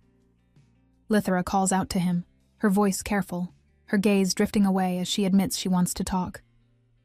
Pellis, however, has already imagined 10 different worst-case scenarios. His face alone looks like he's preparing for heartbreak. His imagination really needs a break. Seeing that, Lithra quickly clears things up, assuring him that he's completely off track. They step outside for a walk, the fresh air doing little to calm Lithra's nerves. Her thoughts keep circling, searching for the right way to say what's been sitting in her heart. And then, without warning, Pellis drops to one knee. He takes her hand and confesses that he wants to stay by her side. Even if she chooses someone else, he says he'll accept it, as long as she's happy. For him, simply being near her is enough. It's touching, almost perfect, right up until he adds that he wouldn't mind being second, or even 10th. Sir, we were rooting for you until that last part. Closing the distance, Lithra finally gathers her courage. She tells him she likes him, not love. She's not there yet, and she's honest about it. She can't promise to feel as deeply as he does right now. Surprisingly, that honesty brings them closer instead of pushing them apart. Then, Lithra admits the truth. It was actually Kartha who told her to take things slowly and express her feelings little by little to Pellis. As if perfectly timed, Kartha chimes in, saying that while he might come off as playful, he does take certain things seriously. Of course, he can't resist adding a joke. Since he helped her, maybe she could return the favor by telling him she likes him too. Typical Kartha, always looking for something in return. Lithra lets out a small sigh, pointing out that if she didn't already like him as a friend, would he really still be around after everything they've been through? That question lands better than any teasing remark. Kartha simply smiles, clearly satisfied. He admits that's exactly why he grew to like her in the first place. He recalls how, even as a sickly child confined to her bed, Lithra never lost her curiosity about the outside world. That endless hunger to learn left a strong impression on him. That's what made him start helping her. And somewhere along the way, that support turned into a genuine wish for her happiness. Now, even knowing her heart already belongs to someone else, Kartha finds comfort in seeing her smile. That alone is enough for him. When he asks if love still frightens her, Lithra doesn't deny it. She smiles and admits that fear is still there. But this time it's different, because as long as Pellis is by her side, she feels like she can face anything. Hearing it, Kartha finally relaxed. He could walk away without lingering doubts, knowing that his little playful meddling had actually helped push things in the right direction. Mission accomplished, with a bit too much flair, as expected. Watching Lithra confront her fears head-on, Pellis slowly opens up about his own past. He shares a painful memory. His parents once had a trusted friend, someone they believed in completely. But greed twisted that bond, leading to betrayal, and ultimately, their deaths. His father's final words still echo in his mind. Never trust anyone. Those words built walls around him, making it hard to rely on others. Even so, Pellis chooses a different path now, because living with regret scares him more than taking the risk. He reached for her, holding her firmly as he confessed that he liked her, and that he wanted to face his fears together with her. She was the one person who had reached out to him first, when he had already shut everyone else out. It wasn't perfect, but it was sincere, and that was what mattered. Now the two of them had one goal, to keep moving forward toward their happy ending together. Not long after, a letter from Kartha arrives. He reports that he handled everything immediately upon returning west, adding that the results should start showing within 1 to 2 months. Efficient as ever. But that's not the only thing he mentions. He also brings up sudden monster attacks happening in the south, and raises concern about what might be unfolding in the north, where Lithra currently is. It seems the original plot is finally starting to move. Lithra reveals everything she knows to Pellis, the truth behind the world's coming downfall, and how they will save it. And just like that, the two of them are climbing a mountain during a full-blown snowstorm. Not exactly a relaxing trip. Somewhere deep in the northern mountains grows a sacred flower, said to hold holy power strong enough to restore balance to the world and wipe out monsters along the way. There's just one catch. Only the chosen one can pick it, which means Lithra doesn't get the luxury of backing out. She has to face it head-on. Good thing she's not alone this time. Pellis is right there with her, ready to see it through. They eventually take shelter in a cave to rest. The cold is brutal, so Lithera stays close to Pellis, wrapped in his coat and his warmth. Turns out the priest wasn't lying. Being near Pellis helps her powers slowly return, convenient, and a little suspiciously sweet. As for Pellis, his face is completely red. The man is overheating, and it's definitely not just because of the cold outside. Lithera casually brings up something from her past life, how Pellis didn't bother helping back then, not even when the Crown Prince personally asked him. That one lands hard. Honestly, Pellis can't even argue. Before meeting Lithera, he didn't care about the world's problems. His focus was the North and nothing else. But things are different now. If they want a future where they can actually live in peace with the people they care about, they'll have to stop what's coming. It won't be easy. In fact, it might be the hardest thing they'll ever do. Even so, they're both moving forward with the same goal now. Inside the quiet cave, with nothing but the wind howling outside, the mood between them starts shifting real fast. Come on, you already know where this is going. No need to pretend. Yep, it's kissing time. But this time, Lithera pauses. Wait a second, since when did Pellis get this good? Naturally, she narrows her eyes and teases him, asking where exactly he learned those skills. Because, sir, this is suspiciously not beginner behavior. Pellis, completely flustered, tries to escape the situation, declaring that one day he'll become mature enough that she won't be able to tease him anymore. At that, Lithera admits the truth. She teases him not just because his reactions are adorable, but also because it helps calm her nerves. Pellis has such a strong presence that being playful makes it easier for her to stay at ease around him. Now they're both blushing, and neither of them is winning this battle. Of course, peace never lasts long for them. Right on cue, monsters crash in and romance is instantly cancelled. Within seconds, Pellis is fighting them off. But the cave is narrow, making it harder to move and deal with multiple enemies at once. From behind, Lithera watches anxiously. Pellis had taken off his armor earlier just to keep her warm, and now he doesn't have time to put it back on. Bad timing doesn't even begin to cover it. He fights without holding back, ignoring his own safety entirely. His only focus is protecting Lithera, and that's exactly what worries her. Realizing she can't just stand there, Lithera makes a move. Bam! An arrow flies straight through the air and takes down a monster cleanly. Perfect shot. Pellis pauses for a split second, surprised, and turns around, only to find Lithera standing there with a crossbow in her hands. So she was the backup all along. Concern immediately flashes across his face, but Lithera reassures him. She admits it wasn't easy. Pulling the trigger took effort, but she had Nikki bring her the simplest weapon available. Pellis points out that everyone in the castle can fight, so their idea of simple is completely different from normal people. He asks her to rely on him next time instead.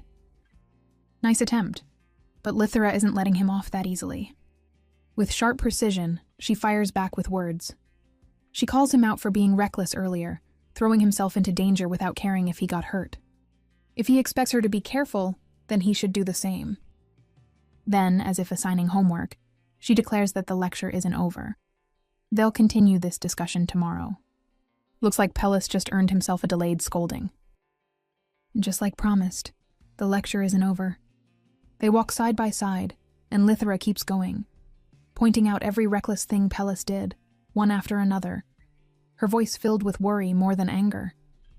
Pellis, on the other hand, just smiles, soft, a little shy and completely unbothered. His face even turns red as he admits he's actually happy hearing all of it. To him, this isn't nagging, it's proof that she cares. That reaction completely disarms her. Seeing him act like that, Lithera can't keep it up anymore. She grabs his hand and blurts out that this feels like their honeymoon. Big words, terrible timing, because the moment she says it, her brain immediately goes, wait, I've seen this pattern before.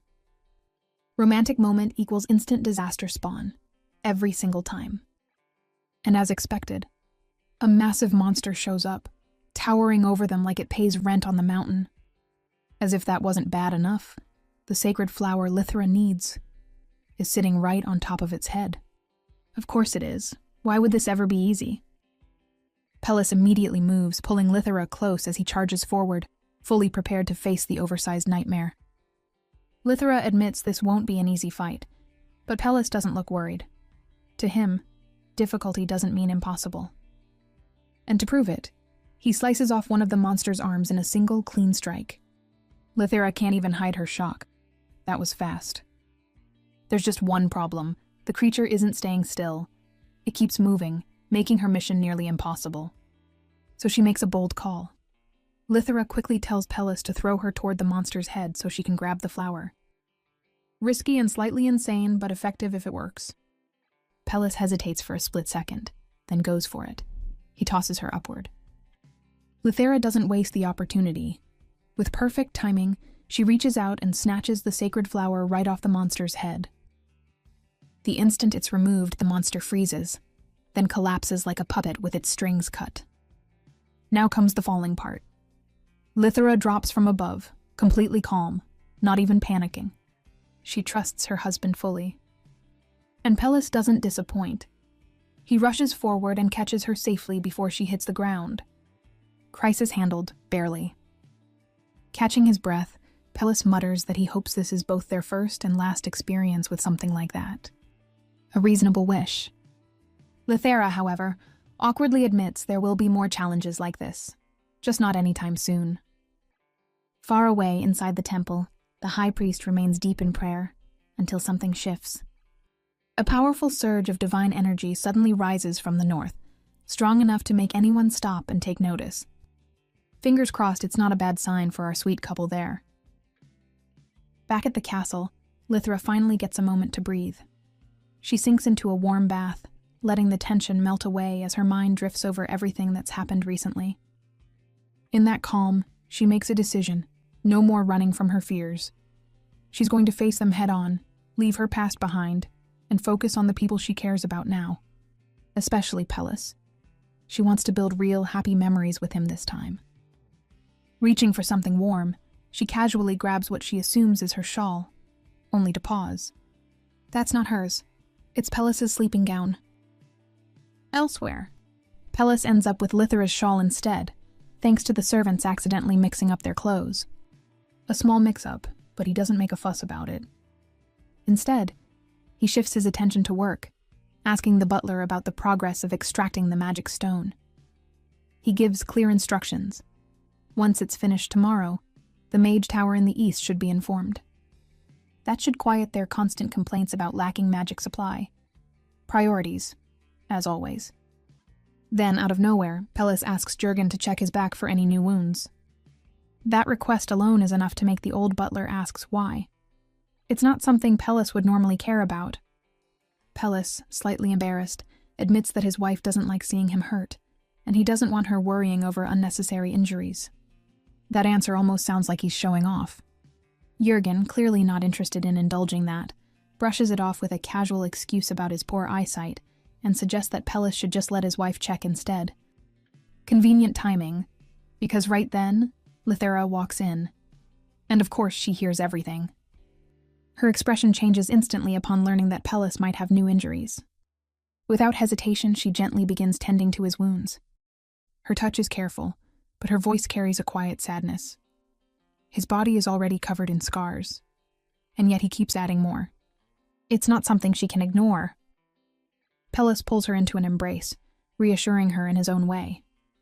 Now that someone cares about him, he says, the pain doesn't feel the same anymore.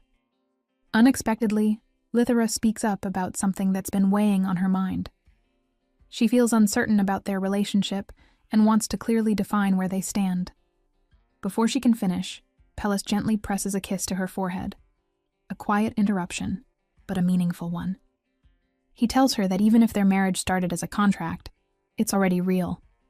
They are husband and wife in every way that matters, and there's no need for her to doubt that. To seal his words, he kisses her again, this time on the lips, making it clear how far they've come. Far enough that even sharing clothes doesn't feel awkward anymore. Speaking of which, Lithera had planned to return his gown, but Pellis insists she keep it, saying it suits her. As he tries to adjust it on her, She shyly points out that the situation feels a little different. Technically, he should be taking it off, not fixing it. That comment completely derails him. Now he's the one flustered, fumbling as he insists on tying it properly. In the end, their playful moment takes a turn when it turns out Lithra caught a cold from their mountain expedition. Not surprising, considering everything they went through. They quickly call for the priest to treat her. Pellis, visibly worried, keeps pressing for answers, wanting to know exactly when she'll recover. Lithera, trying to calm him down, insists it's just a simple cold, nothing serious. Pellis doesn't look convinced. With a firm tone and a concerned gaze, he tells her not to take it lightly. Looks like for him, even something small becomes a big deal when it comes to her. As Lithera is being treated, the young priest attending to her doesn't quite match the role. Turns out he's actually the high priest Astrum hiding behind a disguise. Not exactly subtle, but points for effort. Astrum refers to her as the one chosen by Noatha, a grand title, though Lithera isn't impressed. From her perspective, that so-called god mistook her overworked collapse for death and casually took her soul. Not exactly the kind of being that inspires devotion. Worship? Hard pass. Eventually, Lithra asks why someone as important as the high priest would go through the trouble of disguising himself and traveling all the way north. She already has a pretty good guess. It has something to do with the holy flower she picked. Astrum confirms it. He sensed an overwhelming surge of divine power coming from the north. To avoid stirring political tension with the Empire, he chose to move in secret. A cautious move, and a calculated one. As for Pellis, he acts like he doesn't recognize the high priest at all. Not because he's fooled, he simply doesn't care right now. His attention is entirely on Lithra. Lithra lets out a small sigh, slightly embarrassed, admitting that her husband tends to worry too much about her. Astrum responds calmly, saying he understands. After all, the chosen one holds far greater importance than someone like him. That kind of humility reminds Lithra of how he used to be. In the original story, Astrum was actually one of the potential love interests, a devout man raised within the church, completely dedicated to helping her fulfill her mission. But things changed in her past life. The moment he opposed her exchanging letters with Pellis, she began to distance herself from him. Now, Astrum admits that he originally intended to ask Pellis for help in locating the chosen one blessed with immense divine power, only to discover that it is none other than Lithra herself. Pellis doesn't hesitate either. With a firm expression, he asks the high priest to keep Lithra's divine power a secret. He doesn't want any noble pests bothering her. Astrum agrees, promising to ensure she can live peacefully. Then Pellis makes another request, this time with even more urgency. He asks the high priest to heal Lithra as quickly as possible. Lithra still finds it hard to wrap her head around how worried he is, especially since she's only dealing with a simple cold, so she scolds him a little for overreacting. Holding her hand, Pellis explains that this is the first time he's ever felt this kind of fear over someone being sick.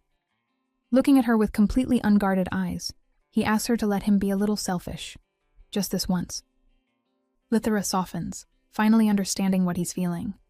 She pulls him into an embrace and reassures him that he can be however he wants, so long as he stays by her side. That's all she asks. Later, as the two priests walk down the hallway, one of them remarks on how sweet the couple seems, almost as if they were chosen by the gods to be together. Astrum, however, doesn't share that sentiment, not in the slightest. He even points out that Pellis's reputation will only bring trouble to Lithra in the end. Even knowing that her divine protection grows stronger when she's near Pellis, Astrum believes he could provide the same support himself. And so a plan begins to take shape. He decides, on his own, that separating them might be what's best for her. A noble intention, twisted in a way that could change everything. Days pass with Lithera stuck in bed, and she's officially had enough. She complains to Pellis, saying she wants to move around a little, anything to shake off the sluggish feeling. Being bedridden forever is not her life's choice. Pellis, however, isn't convinced. He stays close, still worried, and casually feeds her slices of apple instead, telling her to take it easy. While chewing on the sliced apple, Lithra starts brainstorming. If she's going to exercise, It might as well be something fun, too. So she asks Pellis what kind of activity she could try. Pellis suggests horseback riding once she's fully recovered. Deal sealed. Not long after Lithera gets back on her feet, Pellis promptly brings her to the stables. As they arrive, he casually mentions that the horses in the north are a little different. That was an understatement. The moment Lithera laid eyes on them, she froze. They looked downright fierce, and to make things worse, they ate meat. This wasn't a stable anymore. It was starting to feel like a horror exhibit. Pellis calmly explains that they're mixed with monster blood, which explains their appearance. Even so, they're still obedient and well-trained. Then he introduces his own horse, Sable, the largest one there. No doubt about it, this horse matches its owner perfectly. Intimidating at first glance, but surprisingly gentle. When Lithera reaches out and pets Sable, the massive creature responds calmly, even affectionately. A few minutes later, Lithera is riding, with Pellis guiding her from the side. The pace is slow and steady, giving her time to relax. It almost feels like a date. Pellis, slightly flustered, explains his reasoning. He knows she tends to rush through everything, always trying to solve things as quickly as possible. So this time, he wants her to slow down and actually enjoy the moment. He doesn't want her exhausting herself again. That concern hits deeper than expected. Lithera admits that he's right. Even in her first life, she was always chasing something, constantly in a hurry. And in her second life, she got caught up trying to follow the original storyline, only for everything to end badly anyway. No matter how hard she tried, it didn't change the outcome. Now living in the north should have given her peace, far from the chaos of court politics. But she can't ignore what's coming. The looming disaster is still there, waiting. That pressure keeps her restless. Hearing all of this, Pellis makes a sudden decision. He climbs up behind her on the horse and tells her to hold on tightly. Then he urges the horse forward, picking up speed. The cold wind rushes past them as the scenery of the north stretches endlessly around them. In that moment, Pellis quietly tells her that no matter what, whether she's rushing forward or slowing down, he'll always stay by her side. She won't have to face anything alone. And somehow those are the exact words she needed to hear. As they ride together, sharing the quiet beauty of the moment, they lean in and exchange a gentle kiss. No dramatic interruptions this time, just a silent promise passing between them. Whatever comes next, they'll face it together. Back in the Imperial Palace, the High Priest quietly nudges Crown Prince Everett, suggesting that rescuing the poor Lithera from the monster Grand Duke would do wonders for his reputation. Subtle manipulation? Not really. More like planting ideas and watching them grow. Everett doesn't seem opposed. In fact, he admits that just sharing blood with Pellis makes his skin crawl. That said, he's not exactly eager to put in effort. Since he doesn't even know Lithera personally, he'd rather avoid fighting Pellis altogether. No need to sweat over a stranger. Then his fiancée, Manila, steps in with a plan. She offers to approach Lithera herself, get close, stir doubts about her marriage, and make her regret choosing Pellis. From there, they could use that as justification to convince the Emperor to dissolve the marriage. Seriously, the audacity is impressive. Not long after, Lithera receives an invitation from Manila Teika. In her previous life, the two were actually close. But in the original storyline, Manila's fate was far from kind. She had been Everett's fiancée, the classic obstacle between the prince and the story's heroine. A typical villainess. Powerful, ambitious, and deeply rooted in high society, Manila did everything she could to protect her position, even going as far as trying to eliminate the female lead multiple times. It didn't end well. After the heroine saved the world, Manila lost everything. Reputation, power, even her life. A tragic downfall written from the start. Lithera refused to accept that ending, so in her past life, once she became Empress, she changed things. She gave Manila the position she had always wanted. And just like that, their relationship shifted. Manila became her political mentor and her drinking buddy. Someone Lithera could trust, someone she could speak freely with, much like Pellis now. Ironically, that closeness became one of the reasons Everett grew possessive. Being the center of high society, Manila often hosted events and introduced Lithera to influential figures. It was necessary for ruling the empire effectively. Even so, Everett couldn't stand it. He wanted Lithera all to himself. And his behavior only got worse. He started interfering with her personal life, even showing jealousy toward Manila, his own ex-fiancée. Didn't matter if it was a man or a woman. In his mind, he should have been the only one by Lithera's side. That level of control is suffocating. Hearing all of this, Pellis's reaction is completely justified. Anyone would be disgusted. Why get angry at someone for simply doing her duty as empress, especially when he played a role in putting her there? Back then, Lithera suspected that Everett just wanted to dump all responsibilities on her while secretly holding power behind the scenes. Pellis, clearly unimpressed, casually suggests cutting the prince's throat if she wants to solve the problem. Lithera immediately shuts that down, pointing out that starting a civil war over this isn't exactly ideal. At least, not yet. As they embrace, both of them share a smirk, more like two people quietly plotting something big in the future. Honestly, they're starting to look like partners in crime. Dangerous couple energy confirmed. Putting that aside, Lithera starts wondering why she received the invitation in the first place. The Teika family doesn't exactly get along with Pellis, especially since he poses a threat to their political influence. Still, Marquis Teika relies heavily on mana stones, which come from the north. That alone prevents him from openly opposing Pellis. Instead, he operates from the shadows, using others like chess pieces, the kind of opponent that's annoying to deal with. Because of that, Lithera considers rejecting the invitation and focusing on uncovering the real reason behind it. But Pellis reassures her. If she wants to go, she should.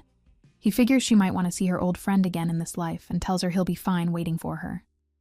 When Lithera asks if he can really handle being apart for days, he insists he'll manage. Barely convincing, so Lithera makes a decision. He's coming with her. After all, they'll need to appear together publicly sooner or later. Might as well use this chance to take control of how the world sees them. On the day of Lithera's visit, Manila waits for the carriage, still trying to process what just happened. She genuinely can't believe Lithera accepted the invitation so easily. That wasn't part of the plan, not even close. Originally, they intended to send invitation after invitation over several months, fully expecting each one to be rejected. Those refusals would then be used as proof that the Grand Duke was keeping his wife trapped. A slow, calculated setup. Too bad it collapsed instantly. Standing beside her father, Manila prepares to welcome her guest. But the first person to step out of the carriage isn't Lithera. It's Pellis. It feels less like a visit, and more like a grim reaper has arrived. No one expected the Grand Duke himself to show up. When Lithera finally appears, Manila studies her closely, and quickly realizes this isn't just some ordinary noblewoman. Inside the mansion, Lithera makes herself comfortable almost immediately. She casually removes her earrings and sets them aside, completely at ease, and completely ignoring proper etiquette. Not exactly the refined behavior one would expect here. Though, to be fair, the reason she even has time alone with Manila is because Pellis already took matters into his own hands, literally dragging Manila's father off to the training grounds earlier. Subtlety? Never heard of it. Watching Lithera, Manila can't help but question lack even basic manners. Lithera doesn't give her much time to think.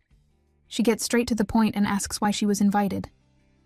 She points out that she doesn't mingle in high society, nor does she offer any political advantage to Manila. So, what's the real reason? Keeping her composure, Manila tries to steer the conversation into harmless territory. She brings up the news of Pellis finally getting married, treating it like casual small talk. Nice attempt, but completely transparent. Lithera sees right through it and decides to push things further. With deliberate carelessness, she nudges her teacup, spilling it slightly, then calmly insists that Manila drop the act and reveal her true intentions. Even though Lithera's bold behavior caught her off guard earlier, Manila refuses to lose her composure. She smiles, keeping her tone light, and suggests they simply relax and chat.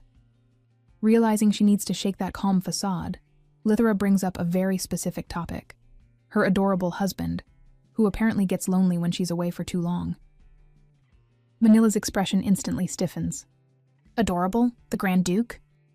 For a second, it almost feels like the meaning of the word itself has changed. Or worse. Maybe Lithera is talking about someone else entirely. The confusion is real. Elsewhere, things aren't going much smoother. Tega is struggling to stay composed after witnessing what Pellis just did to his elite knights. What was supposed to be simple training turned into a complete one-sided defeat.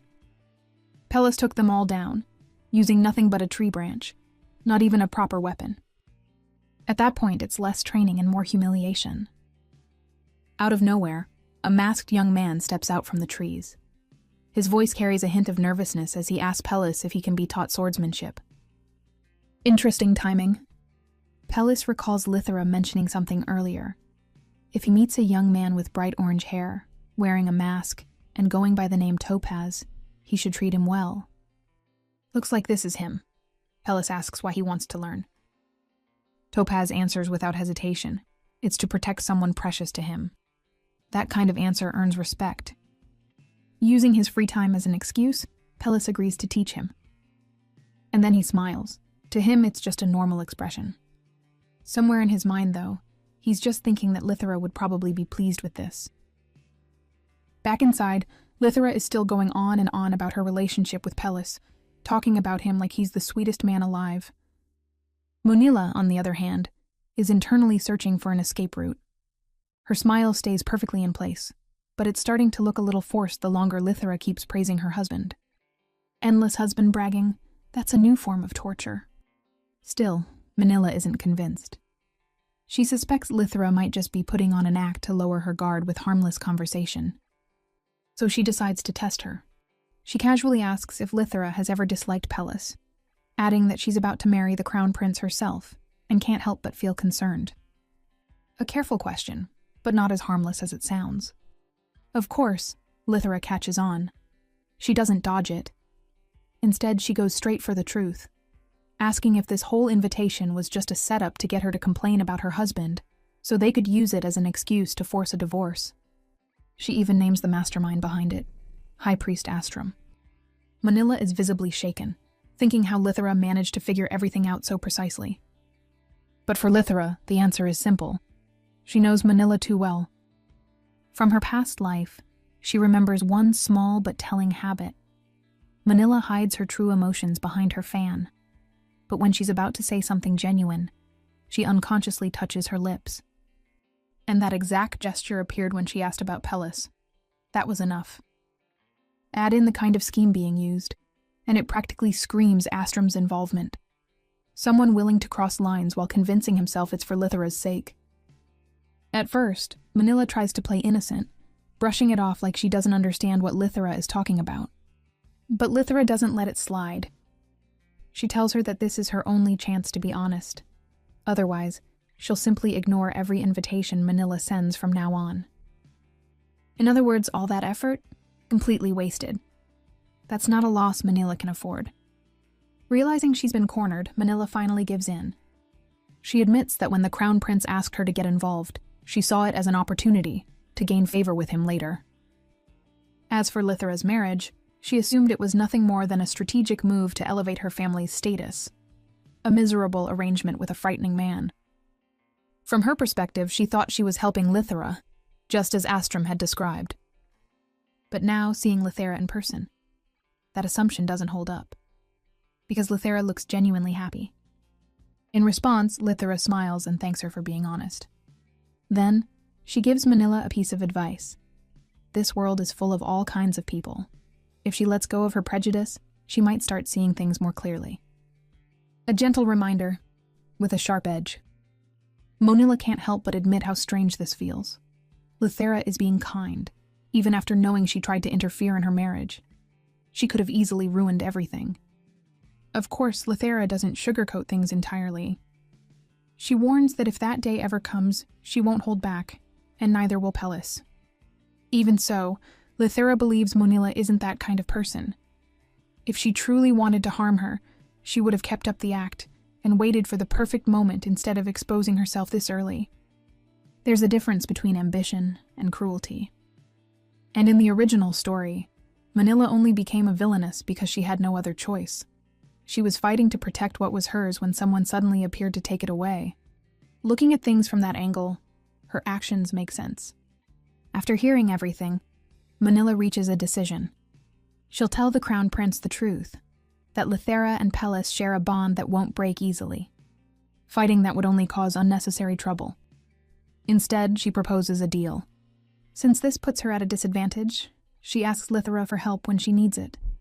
In return, Lithera agrees to assist her in any way possible, as long as it doesn't involve breaking her marriage. Elsewhere, Pellis is having his own discussion, though it looks more like intimidation, with Manila's father. The issue? Terrible sword training techniques taught to Topaz. Pellis doesn't hold back, pointing out every flaw, and his presence alone is enough to make the Marquis back down. The Teika family has a tradition of supporting talented orphans, calling them jewels. Among them, Topaz stands out the most. And his reason for wanting to learn swordsmanship? It's Manila. He wants to stay by her side, and to protect her, he needs to be stronger.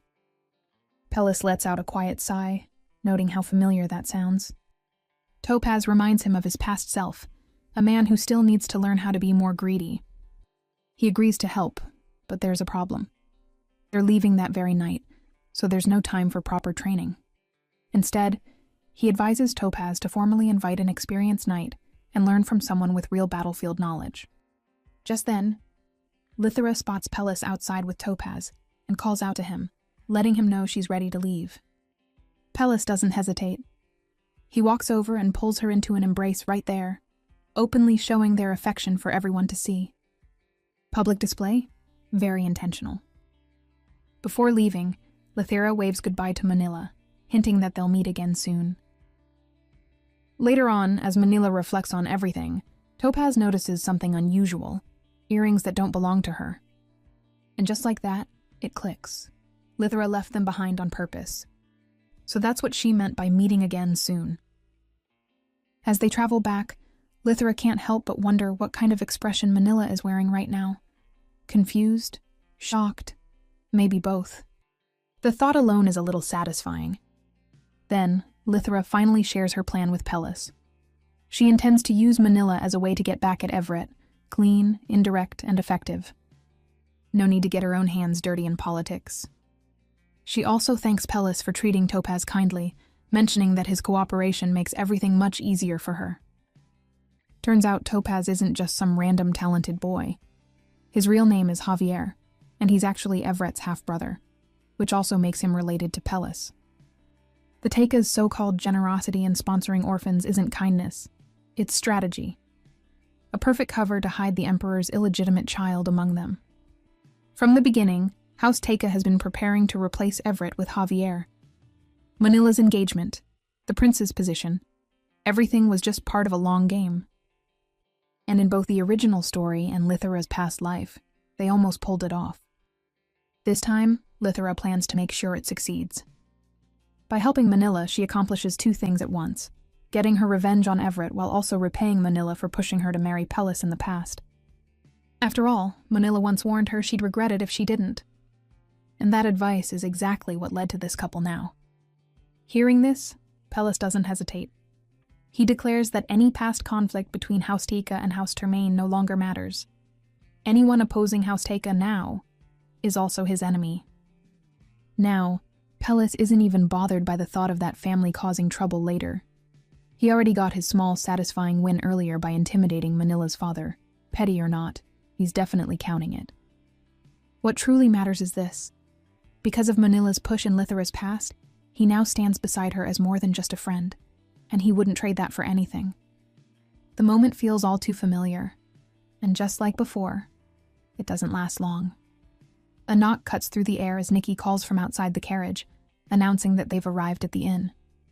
But no answer. Curious, and maybe a little impatient, she opens the door. Big mistake. She walks straight into a scene of the two completely lost in a kiss. Instant regret. She probably wishes she hadn't won that rock-paper-scissors match against the butler just to become the coachman.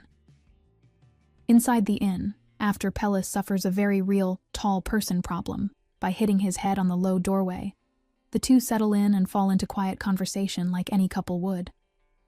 Feeling overwhelmed in the best way, Lithra admits how happy she is to have married him. She thanks him for always being there for her. Pellis doesn't let her have the last word. He pulls her closer and says he's the one who's truly grateful. Looks like they could go on thanking each other forever. Realizing that, Pellis suggests they get some rest, especially since Lithra has something planned for the next day. A special place, according to her. That alone sparks curiosity. Next day rolls in. Lithra briefly feels a pinch of guilt for leaving Nikki behind, but Pellis quickly reassures her. Knowing Nikki, she's probably enjoying the rare chance to relax without being dragged into chaos. Honestly, she earned that break. Anyway, Lithra actually brings him to her favorite hidden spot, a place no one else knows about. She slowly opens up, explaining how lost she felt when she first arrived in this world. Her mind carried the weight of another life, yet her new body belonged here. Everything felt unfamiliar. She admits that if she had forgotten her past, adapting might have been easier. But remembering everything only made it harder to accept this reality. It wasn't just a new life. It felt like being stuck between two worlds. Lithra knew the story of this world promised a happy ending. That knowledge gave her hope, but also pressure, because reaching that ending wasn't simple. There were countless obstacles ahead, and even if she succeeded, she had no idea what came after. A happy ending sounds nice, until you realize no one tells you what happens next. Whenever everything became too overwhelming, she would come here to breathe, to think, to escape. But things are different now. With Pellis standing beside her, she realizes she doesn't need a place to run away to anymore. Pellis turns red, clearly caught off guard, though a small doubt lingers in his expression. He's not fully convinced he deserves that kind of trust. Lithra doesn't let that slide. She gently reassures him, telling him how incredible he truly is. After all, who would easily believe a story about reincarnation in another world? Most people dismissed her. Some thought she was imagining things. Others tried to use her for their own beliefs. Even mages only saw her as something to experiment.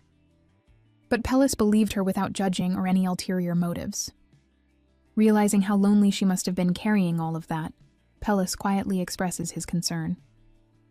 Lithra admits that his kindness is what made her trust him, and eventually rely on him more than she ever expected.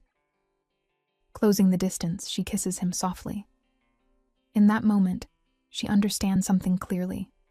She wants to share everything with him. Every thought, every fear, every piece of her story. Because he doesn't turn away. He listens. Now she no longer feels the need to run. As long as he's there, she knows she'll never feel alone again. Not far from where she's resting, Nikki notices something strange, a glowing light hovering nearby. It almost feels like it's calling out, insisting it needs to be taken to Lithra. Back with Lithra and Pellis, the two are enjoying a rare, peaceful moment together, hoping it might last a little longer this time. But Pellis, ever the realist, points out a pattern. Whenever things get calm and romantic, something always shows up to ruin it.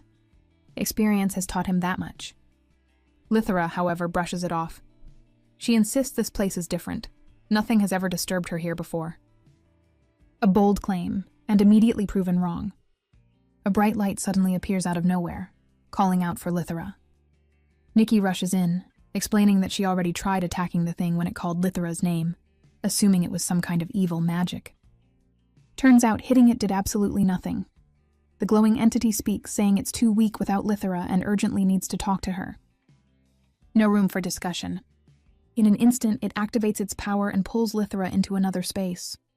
Of course, Pellis refuses to let her go alone, sticking to her like glue as he immediately checks if she's all right. Glaring at the floating light, Pellis questions whether it's a threat. Lithra quickly says no, explaining that it's not a monster, nor some random side character. If anything, it's far more troublesome. Then, without warning, the light shifts and takes form, revealing a god. It's Noathe, the very same deity responsible for dragging Lithra into this world in the first place. Not exactly someone worth respecting, more like a walking disaster she never signed up for. While Pellis silently considers whether a god can be taken down, Noth leans closer, puzzled by his presence. He doesn't understand how Pellis even managed to enter this space without permission. Big mistake getting that close. Using Pellis as support, Lithra reaches up and pokes the god straight in the eye, clearly irritated that he's invading her husband's personal space. She also demands answers. No delays. Noth finally explains. After Lithra died in her previous life, the world started collapsing. Ruptures formed, allowing monsters to break through into reality. He's been trying to contain it, but he can't fully stop it alone. That's why he needs her. Both Lithra and Pellis briefly consider ignoring him altogether. Honestly, that option looks very appealing. But then Noth adds a key detail. Every rupture Lithra closes will restore her lost strength. After weighing it carefully, Lithra eventually agrees to help. To support them, the god grants a weapon that will only last 30 minutes. Since Lithra isn't in condition to use it properly, Pellis steps forward as the light forms into a sword in his hand. A glowing weapon that somehow looks more cursed than holy. Pellis grips the black blade, and surprisingly, it feels right in his hand, almost like it was meant for him. With that, Noth leaves them with a final statement. He believes they can save the world. A lot of faith for someone who caused this whole problem. In an instant, they're back with Nikki, who looks completely baffled after watching them vanish and reappear like nothing happened. No explanation given, no time for one either, because the ruptures start forming right in front of them. Nikki, at this point, is probably drafting her resignation in her head. Pellis immediately moves, holding Lithra securely with one arm while preparing to fight. Nikki steps in as well, daggers ready, doing her best to keep up. The fight erupts fast. Even in the middle of chaos, Pellis manages to speak calmly to Lithra, as if this is just another routine task. His composure is weirdly reassuring. Encouraged by him, Lithra steps forward and uses her power as the Chosen One, successfully sealing the rupture. Just like that, the immediate threat is gone. After everything settles, Nikki stares at Pellis and asks if he's some kind of holy warrior chosen by a god. He doesn't deny it completely, but tells her to keep everything quiet, probably for the best. Then suddenly, Lithra shouts from nearby. Pellis assumes she's upset because her favorite place got damaged. But nope, her real concern. She forgot to ask Noth to stop the High Priest from interfering in her relationship with Pellis. Out of everything that just happened, that's her biggest regret. Her priorities are painfully obvious. Pellis, realizing this, can't help but blush. She's really that concerned about them.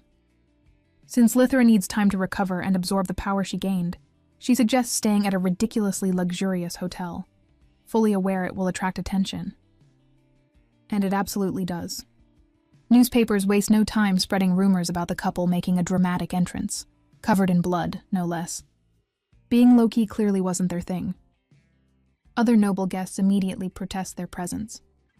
So naturally, the couple responds in the most absurd way possible. They buy the entire hotel. Problem solved. When Astrum reads about this in the newspaper, he feels the need to take immediate action. Lithra and Pellis have become the center of attention among the nobles. Even Everett notices Lithra has completely stolen the spotlight that once belonged to Manila. Manila, however, isn't surprised. She suspects the Grand Duchess did it on purpose.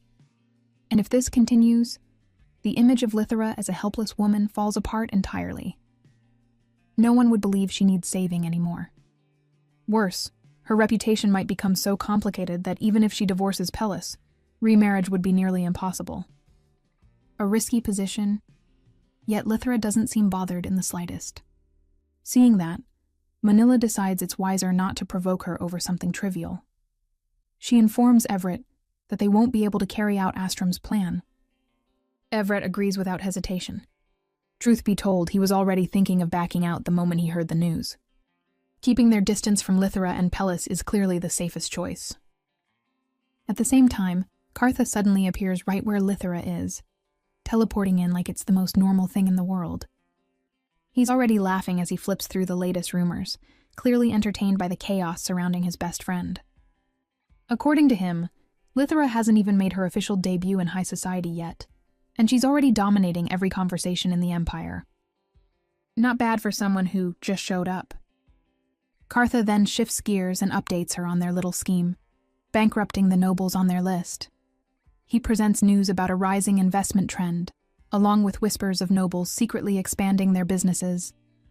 Those nobles are convinced they've discovered the next big opportunity, but in reality, they're just walking straight into a trap.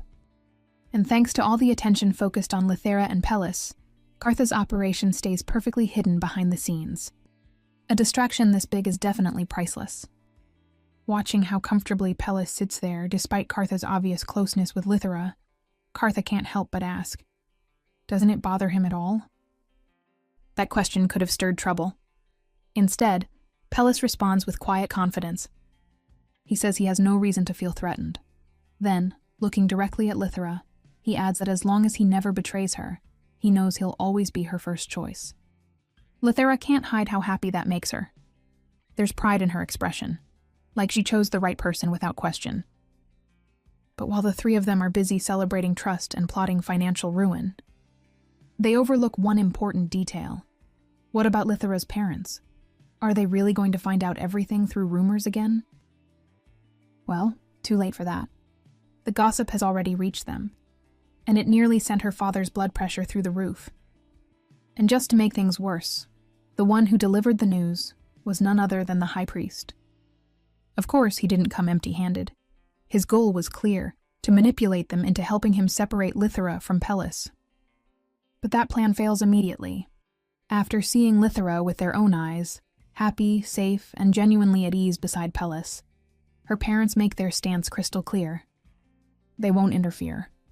Unless Lithera herself asks for it, they refuse to get involved. As for the high priest, they have absolutely no interest in anything he has to say.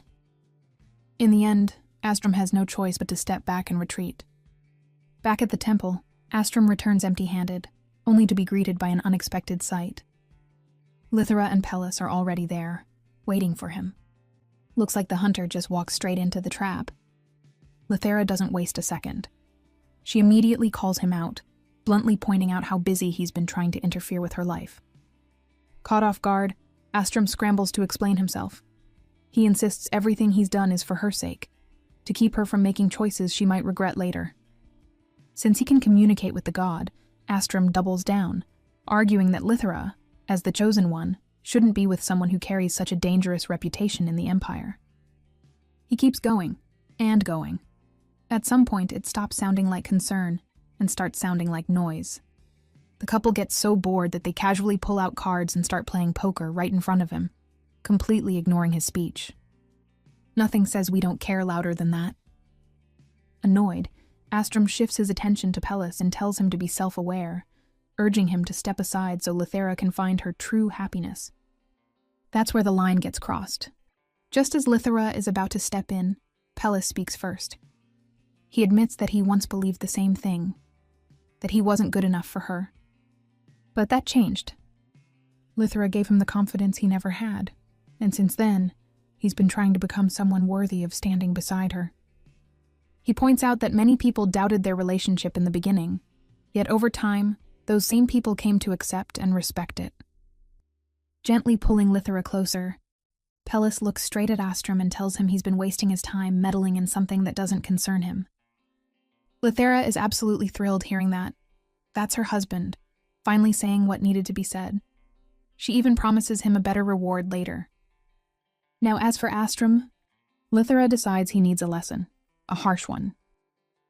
Having gained power from the very god Astrum worships, she does something shocking. She cuts off his connection to Nothi completely. A direct, calculated move.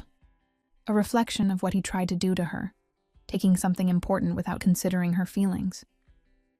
Turning away, she tells him the connection will only return once he truly reflects on his actions. Now that's a punishment that hits where it hurts. After that, she casually tells Pellis it's his turn to get revenge. But instead of escalating things, Pellis simply offers a few words. He tells Astrum that if he truly wants to help someone, he shouldn't force his beliefs onto them. Simple advice, but it carries weight. As the couple walks away from the temple, Pellis quietly admits that Astrum's punishment is already more than enough. He doesn't think the man got off lightly at all. Because in a way, even he was forced to reflect. For a long time, Pellis had looked down on himself. Compared to everything Lithra had gone through just to reach him, he always believed he could offer so little in return. That mindset became a habit, one he carried without realizing it. What makes it worse is that Astrum wasn't blindly judging. He had seen how happy they were, and still reached the same conclusion. That stings more than ignorance ever could. It felt unfair, especially after all the effort Lithra put into helping him believe in himself. So, for her sake, Pellis decides he'll try harder to become more confident. But Lithra gently corrects him right away. With a soft smile, she tells him he doesn't need to do it for her. He should do it for himself, because she wants him to value himself just as much as she already does. On the day Lithra and Pellis prepare to head back north, Priest Onor shows up in person, offering a sincere apology for Astrum's actions. He looks genuinely troubled by how everything spiraled. Lithera gently reassures him not to carry the burden alone, and with that, the heavy mood lifts, making their journey home feel a little lighter. When they finally arrive in the north, Pellis drapes a warm fur coat over Lithera's shoulders, a quiet sign that they're back where they belong. As they step inside, he mentions that their room has been renovated to keep out the cold, and hopes she'll like the changes. The moment Lithera sees it, she's delighted. Clearly, Pellis didn't cut corners. She teasingly tells him she won't need to rely on his body heat anymore, and that maybe he should go back to sleeping in his own room. That hits him like a shock. Pellis completely freezes, panic written all over his face. Honestly, it's almost too easy to read him. After gathering his courage, he admits, cheeks flushed, that he doesn't want to sleep apart. Since she told him it's okay to be a little selfish, he asks if he can stay by her side. And just like that, Lithera melts. She agrees right away, amused and touched by his honesty. She even apologizes for teasing him, confessing that she actually likes this more assertive version of him. Instead of replying, Pellis pulls her in and kisses her, casually proving he's not upset in the slightest. That's when Lithera realizes maybe she shouldn't push her luck too much next time. Later on, the butler informs them that the new office is ready. Pellis hands Lithera a key, explaining that he had a workspace prepared just for her. And it's enormous. Even compared to what she had as Empress in her previous life, this one is on another level. Lithera admits she's not used to having so much space all to herself, then casually suggests it might feel less empty if someone big enough to take up space joined her. No prizes for guessing who she means. She tells Pellis to bring his work, his tools, everything, and share the office with her. So now, side by side, they begin arranging their workspace together. It's less like work, and more like quietly building something shared. As they settle in, Pellis mentions that the Termain Council will soon be holding an assembly, and invites her to attend. Termain itself is a harsh land, difficult to navigate and even harder to govern. Because of that, trusted vassals manage different regions. Every few months, they gather to discuss matters that keep the territory running. And it looks like Lithera is about to step right into the heart of it all. On the day of the Termain Council gathering, the castle is unusually lively. The vassals lounge around, chatting freely, their curiosity growing by the minute. After all, they've only heard whispers about the Grand Duchess. Today's the first time they'll see her with their own eyes. Then the doors open. Pellis walks in with Lithera by his side and proudly introduces her as his wife, the Grand Duchess. Lithera greets them with a gentle smile and apologizes for not meeting them sooner. They all thought the same thing. The rumors didn't do her justice, not even close. She was stunning, far more graceful than anyone had expected. The gathering feels more like a friendly hangout than an official meeting, so the vassals don't even try to stay formal. Titles are tossed aside, manners loosen up, and before long, they're all busy poking fun at Pellis, openly calling out how completely love-struck he looks. Lithera watches the scene unfold, slightly caught off guard by how easygoing everyone is. But the longer she observes, the clearer it becomes. This relaxed mood doesn't mean they're being careless. Every important matter is still being handled properly, just without all the stiffness. And somehow, she can't help but wish her own meetings had been like this back when she was Empress.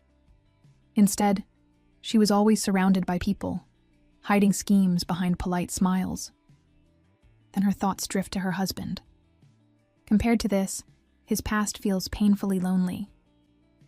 Pellis had been pushed into the role of Grand Duke far too soon, before he was even done learning what he needed to know. Overnight, he was expected to stand against the imperial palace alone, while also leading an entire group of people. It was overwhelming. More than anything, he needed to see his vassals as individuals, not just something he inherited from his father. But with no one there to guide him, mistakes were inevitable. But despite all of that, his people never abandoned him. Like the frozen snow and ice that never melts in the north, they stayed, steady and unshaken, carrying out their duties right by his side. And that loyalty? Pellis has never forgotten it. That's why he knows he can't keep his distance forever. Slowly but surely, he's trying to do better and close that gap. Maybe that's also why he needed someone like Lithra so badly. Because if left on his own, he'd just retreat again, locking himself away out of habit. Too bad for him. Lithra has no intention of letting that happen. Without missing a beat, she casually slips her hand into his, and lightly remarks that she simply likes having him close. The mighty Grand Duke, defeated in seconds, his face turned bright red. One vassal jokes, saying Pellis hit the jackpot with a wife like her. Another adds that House Tremaine's future is finally secure, then boldly asks the real question: when should they expect an heir? The mood flips instantly. Neither of them saw that coming. They've grown close, sure, but children, that's never even come up before. Now it's suddenly the topic of discussion in a room full of people. Lithra felt the pressure rising. For a moment, she wondered what Pellis might say, then decided not to risk it. From the look of him, he seemed like a malfunctioning robot, completely unable to respond.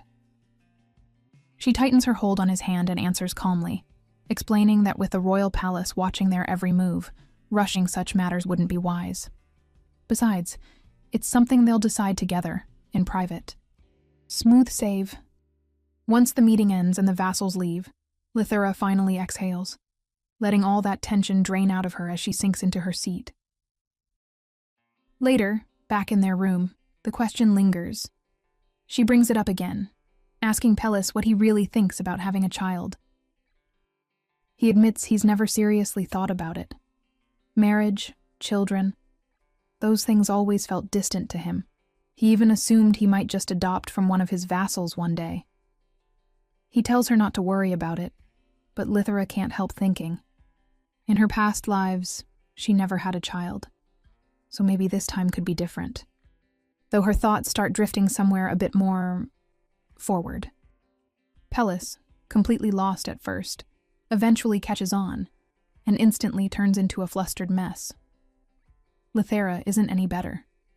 The two of them end up apologizing like they've done something wrong, when really, they're just embarrassing themselves. Lithra admits she feels oddly shy despite everything she's been through, confessing that being with him makes her more aware of his feelings. Pellis quietly holds on to her clothes, admitting he used to be far less affected by things like this. But now, he can't ignore how much she matters to him. He may still stumble, but he's thankful she showed him a future he never thought he'd have. After all that, the room falls into a soft silence, awkward, a little warm, but comforting. And in the end, they simply stay close, holding each other as they drift off to sleep. Not long after, Lithra lights up upon receiving a letter from Monilla. She's heading north. Pellis confirms everything is already prepared for her visit, so now it's just a matter of waiting.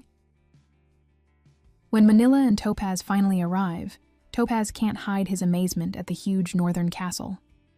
Monilla, on the other hand, feels a quiet sense of tension. She reminds him to stay alert. Rumors say some nobles leave this place injured, or worse. And then they're greeted. Every expectation she had, completely shattered. Instead of a terrifying Grand Duke and an unpredictable Grand Duchess, she walks into something straight out of a storybook. Pellis feels more like a large black bear than a monster, while Lithra welcomes them with a softness that could rival a gentle rabbit. And somehow their calmly hosting tea like this is perfectly normal. Noticing Topaz still standing, Lithera kindly invites him to sit.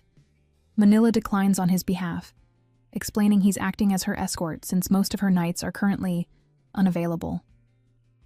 Pellis immediately catches the meaning and awkwardly apologizes, trying to brush off the incident he caused earlier. Manila blinks, clearly thrown off. So this is the infamous beast? He looks more like someone trying very hard to behave. Her curiosity sparks. She starts wondering why Pellis intentionally keeps up such a fearsome image.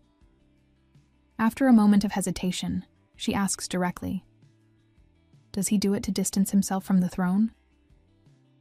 Pellis smiles faintly. He didn't expect her to arrive at that conclusion so quickly, praising her sharp thinking. That only raises more questions for Manila. Why would this couple show her their true selves so easily, especially when she's the crown prince's fiancé?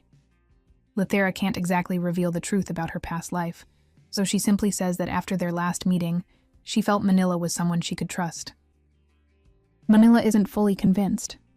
She keeps thinking, until something clicks. Maybe Lithera already anticipated that Manila could turn against Everett one day. That would explain this warm reception.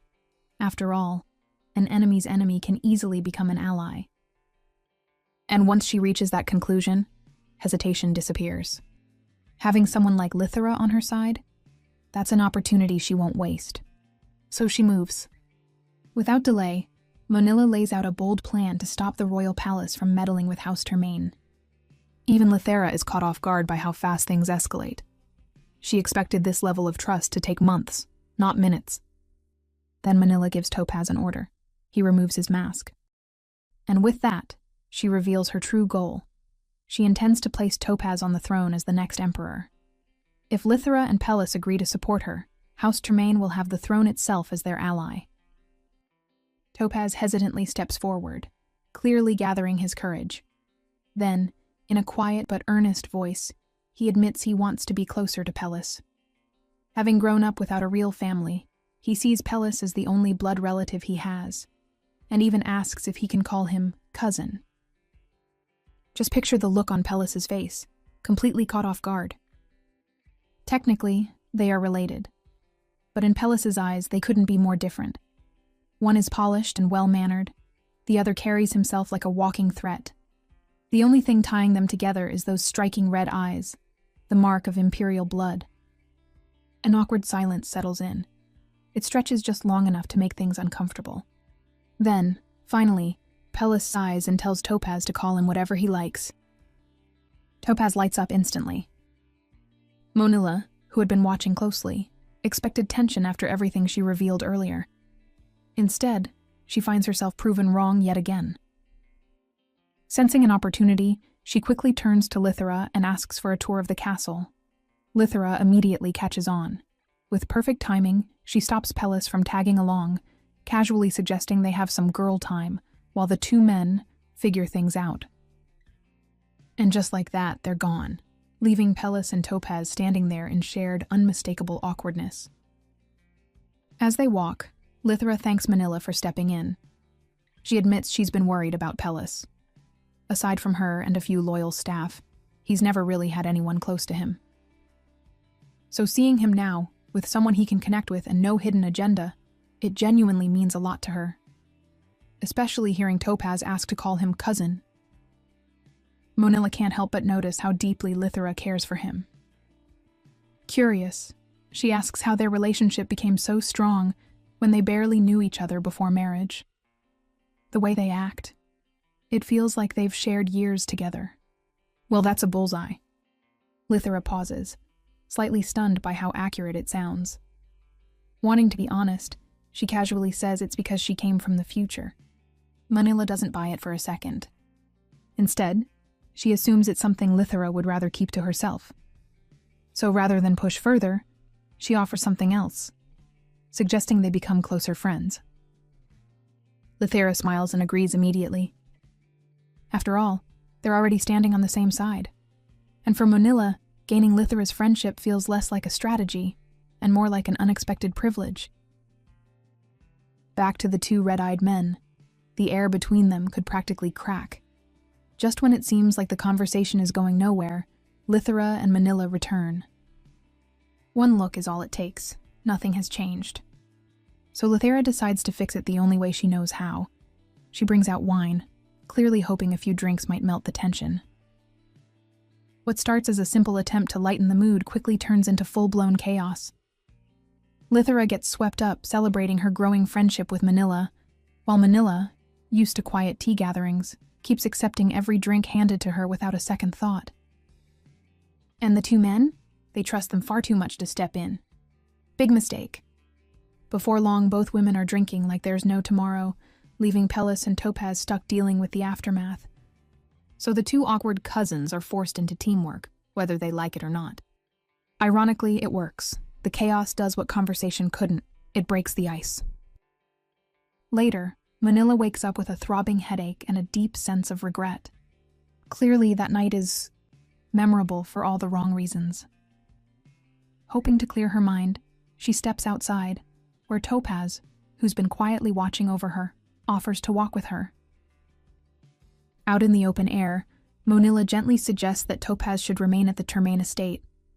Now that he has family, he doesn't need to be tied down by her ambitions anymore.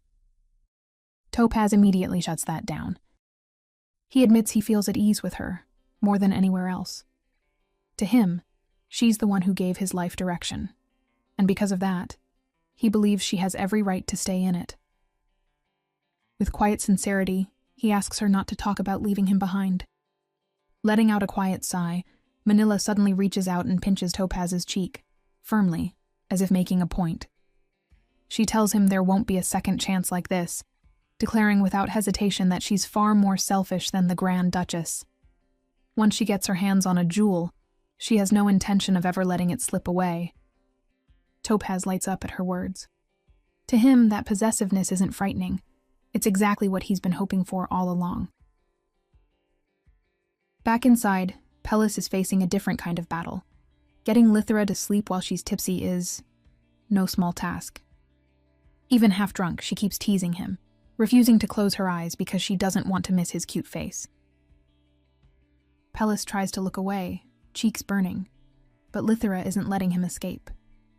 She insists on staring at him, completely unbothered. When he questions how he could possibly be cute, she simply doubles down. If she says it, then it's true. She even tries to make him admit it himself, but he's not falling into that trap. At least not that easily. As time passes, Pellis starts to notice that Lithera is slowly sobering up. So, as she lies in bed, he gently shifts the mood. In a softer tone, he begins sharing a story from his childhood, how he once begged his parents for a younger sibling. Now, with Lithera beside him, he feels like life has given him something even greater, like the impossible keeps becoming real. Lithera listens quietly, then reaches up and gently touches his face. With a soft smile, she tells him that the good things in his life didn't happen by chance. They came to him because he's someone who deserves them. The following day, Manila and Topaz make their preparations to leave Termain Castle. Before parting ways, Manila and Lithera agree to keep their newfound closeness under wraps, choosing to act like nothing has changed on the surface. As they're about to depart, Pellis casually asks Topaz if he's managed to find a proper sword instructor yet.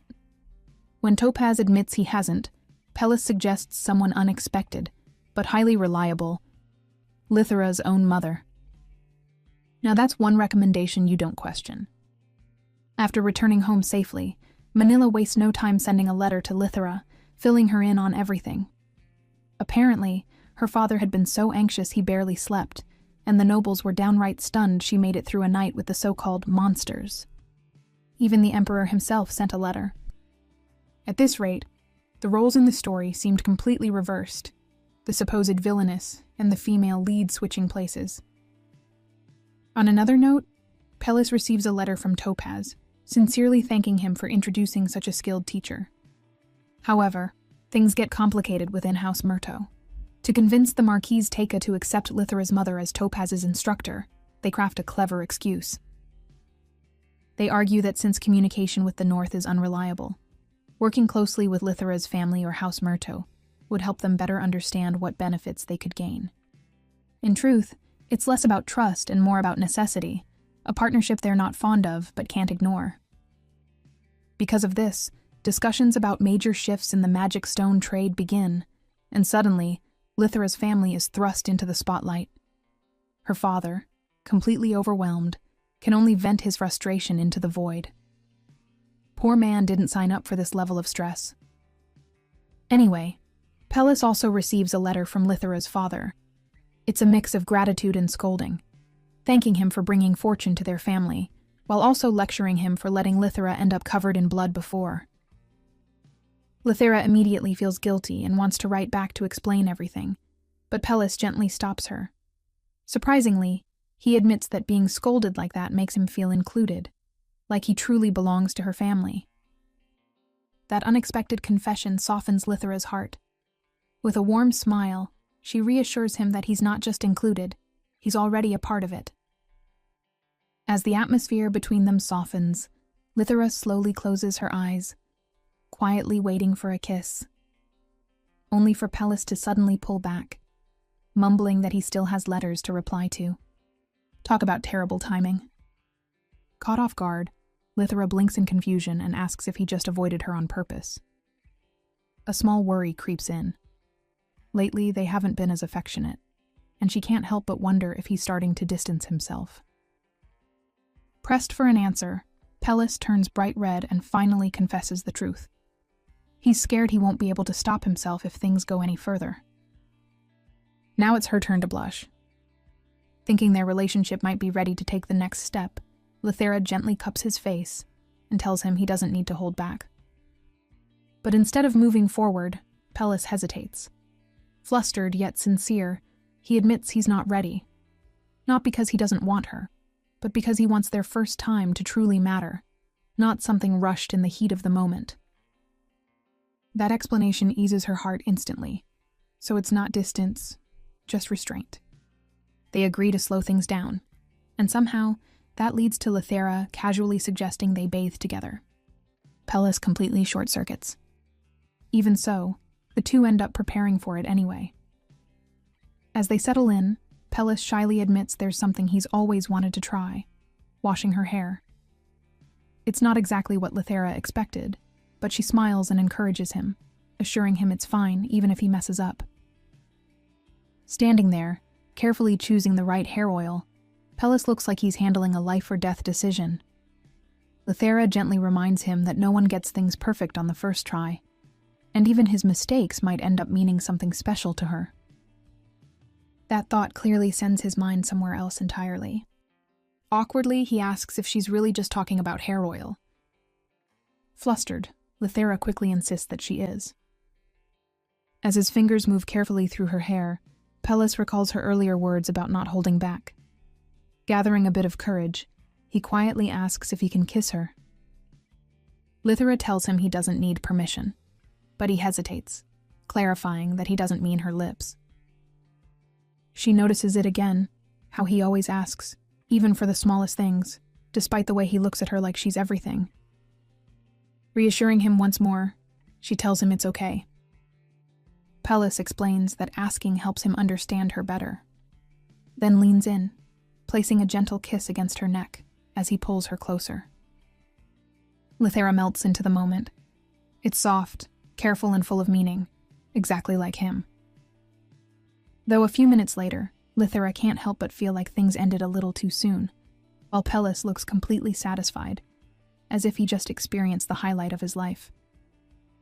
Smiling warmly, he comments on how wonderful the evening was, and shyly asks if they can share more moments like this in the future.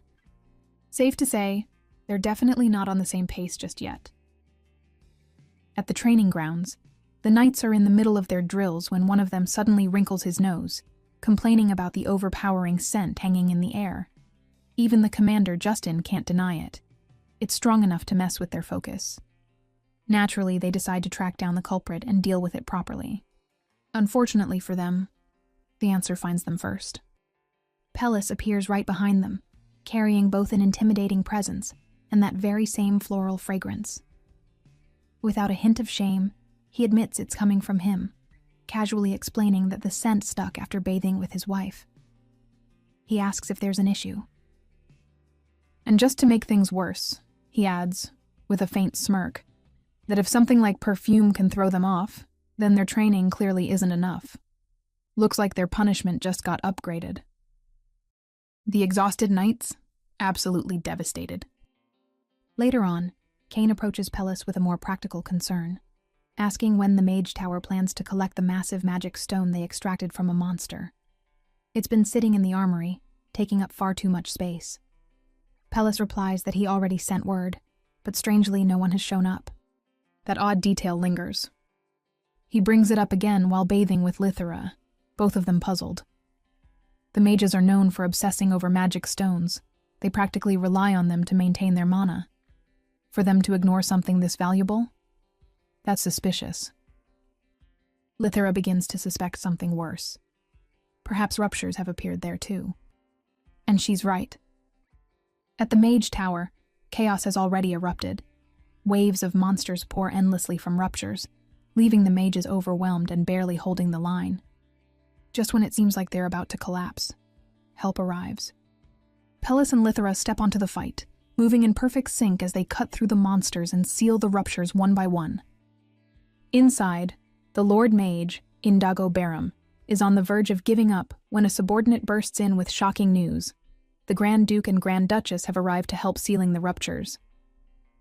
Rushing outside, he watches in disbelief as the two handle what he couldn't and make it look effortless. Afterward, Indigo thanks them, though he admits he has countless questions. Strangely, he chooses to hold them back for now, something completely unlike him. In Lithera's past life, he would have already treated her like a walking experiment. Seeing him this restrained, she can't help but wonder if exhaustion has finally humbled him. Feeling a bit sympathetic, she asks if there's anything more they can do. Reluctantly, Indigo admits there is, and leads them to a glowing door. He explains that it connects to the Maze of Memories, a place originally created for mages to revisit and analyze their own past experiences. But recently, those who enter don't come back. He believes the source of the ruptures might be inside. Lithera recognizes it immediately. Just like the sacred flower before, this maze is one of the trials she once had to overcome. After all, labyrinths and memory trials are practically a classic setup. She asks Indigo a question.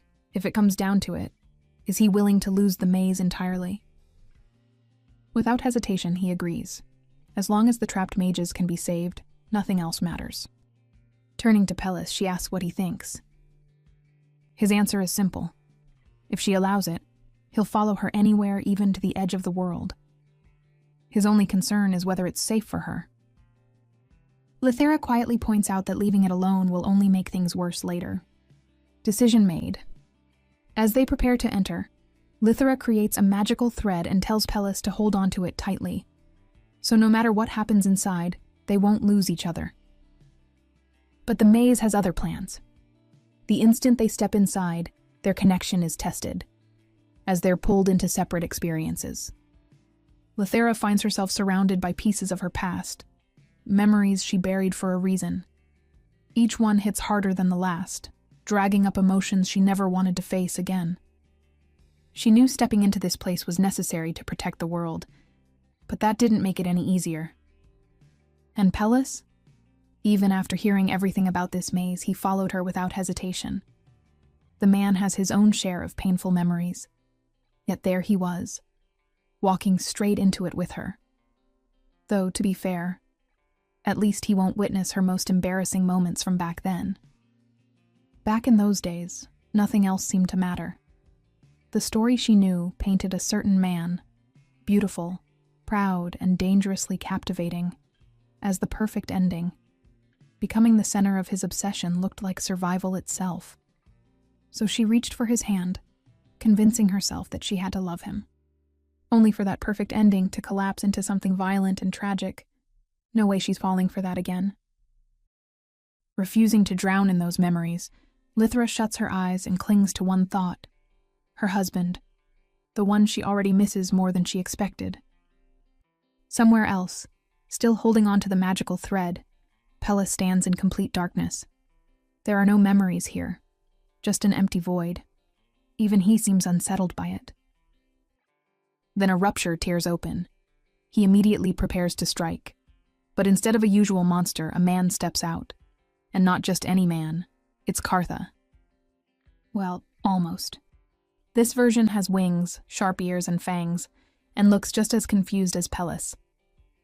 The stranger wonders aloud if the rupture twisted time somehow, but he doesn't get to think for long.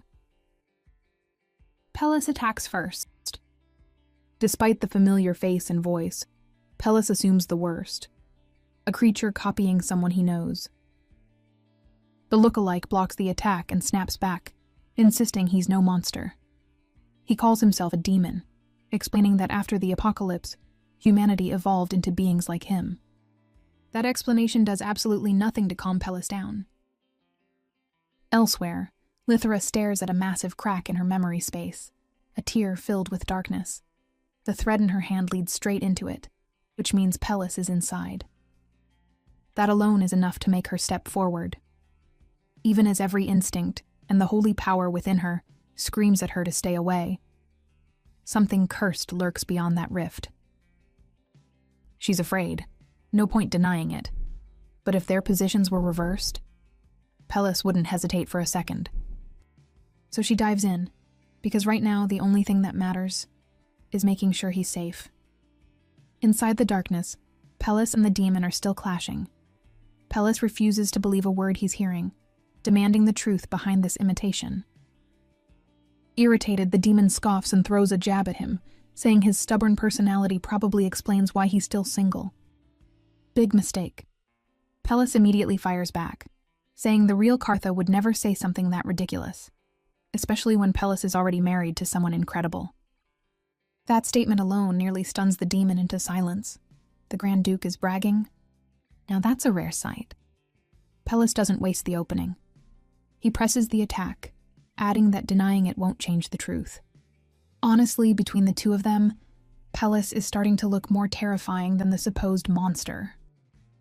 The demon clicks his tongue and mocks him again, saying any woman willing to marry someone like him must be completely unhinged, and he doubts she even exists. That crosses a line. Pellis's expression darkens instantly. Without holding back anymore, he defends Lythra with absolute certainty. He admits he restrained himself earlier because of that familiar face, but insulting his wife? Unforgivable. Now the demon looks genuinely alarmed, quickly asking if he means Lythra Myrto. But Pellis doesn't even pause. Instead, with full confidence, he declares that Lythra even calls him adorable. Right on cue, almost too perfect, Lythra suddenly appears, catching every single word Pellis just said. Great timing, or maybe the worst possible timing.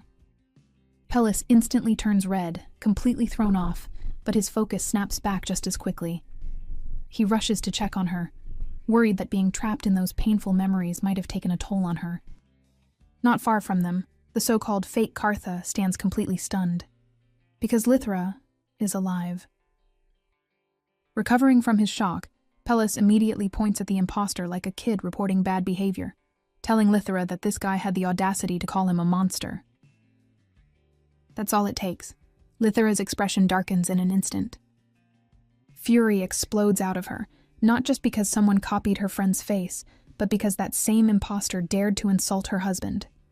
With a flick of her power, chains snap into existence and bind the demon in place. Then comes the rant. With zero hesitation, she declares, loud and clear, that her husband is the cutest man alive. Just to emphasize her point, she sends the unfortunate demon flying straight into the distance. Problem temporarily solved. Even so, neither of them can bring themselves to finish him off. He looks far too much like Kartha, and that alone makes things complicated. But Lythra can sense something isn't right. There's a strange, cursed energy clinging to him. She knows she isn't strong enough to fully understand or deal with it yet. Still, if she stays here longer, she might uncover the truth behind it.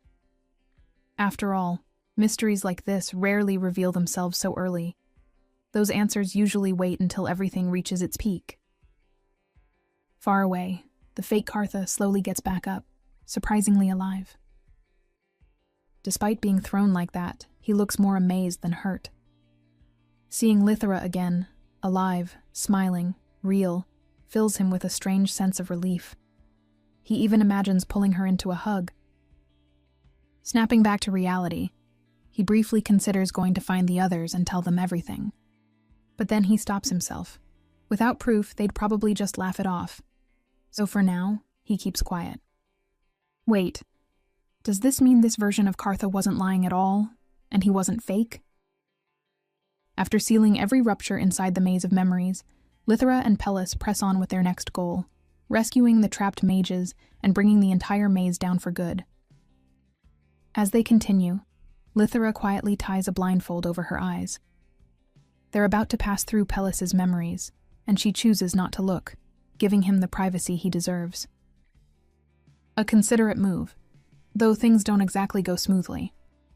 The deeper they go, the more Pellis starts to suffer, not from danger, but from pure secondhand embarrassment. His past self isn't doing him any favors. One memory hits especially hard, his butler asking about marriage, only for Pellis to bluntly declare that any woman willing to marry him must be the queen of all freaks. Present-day Pellis immediately smacks his own face at the sight, blushing like crazy. Lithra, blindfolded but fully aware something's happening, just laughs and brushes it off, reminding him that everyone has their fair share of embarrassing past moments. Unfortunately for Pellis, the memories keep coming. After repeatedly face-smashing his way through his own history, he's practically drained, realizing how badly his old self-sabotaging mindset is coming back to haunt him. It's a painful reminder that his habit of putting himself down needs to go, permanently. Lithra senses something's wrong and grows concerned, but Pellis steadies himself and assures her he's all right. Then, gently, he removes her blindfold. From here on, he explains, they'll be seeing memories they share together. And the very first one? Their first meeting. Lithra bursts into laughter the second she sees it, Pellis standing there, all cold and intimidating, warning her she might regret marrying him. Compared to the man standing beside her now, it's almost unbelievable. From fearsome to soft in record time. Honestly, he might have picked a better moment to take off that blindfold. Pellis, thoroughly embarrassed, just lets her laugh it out, saying it's fine as long as she's enjoying herself. Then, more quietly, he admits something deeper. There are plenty of memories he'd rather erase, but everything from a certain point onward is different. Those memories are filled with happiness, and every single one of them has Lithra in it. That confession hits harder than anything else in the maze. Lithra had expected this place to be filled with nothing but darkness, but instead, through his words, even these memories begin to glow. After finally shattering the maze's core, Lithra and Pellis complete their mission.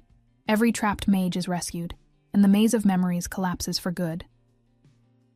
Indago looks visibly relieved, though, truth be told, his concern leans more toward his research than the well-being of the mages themselves.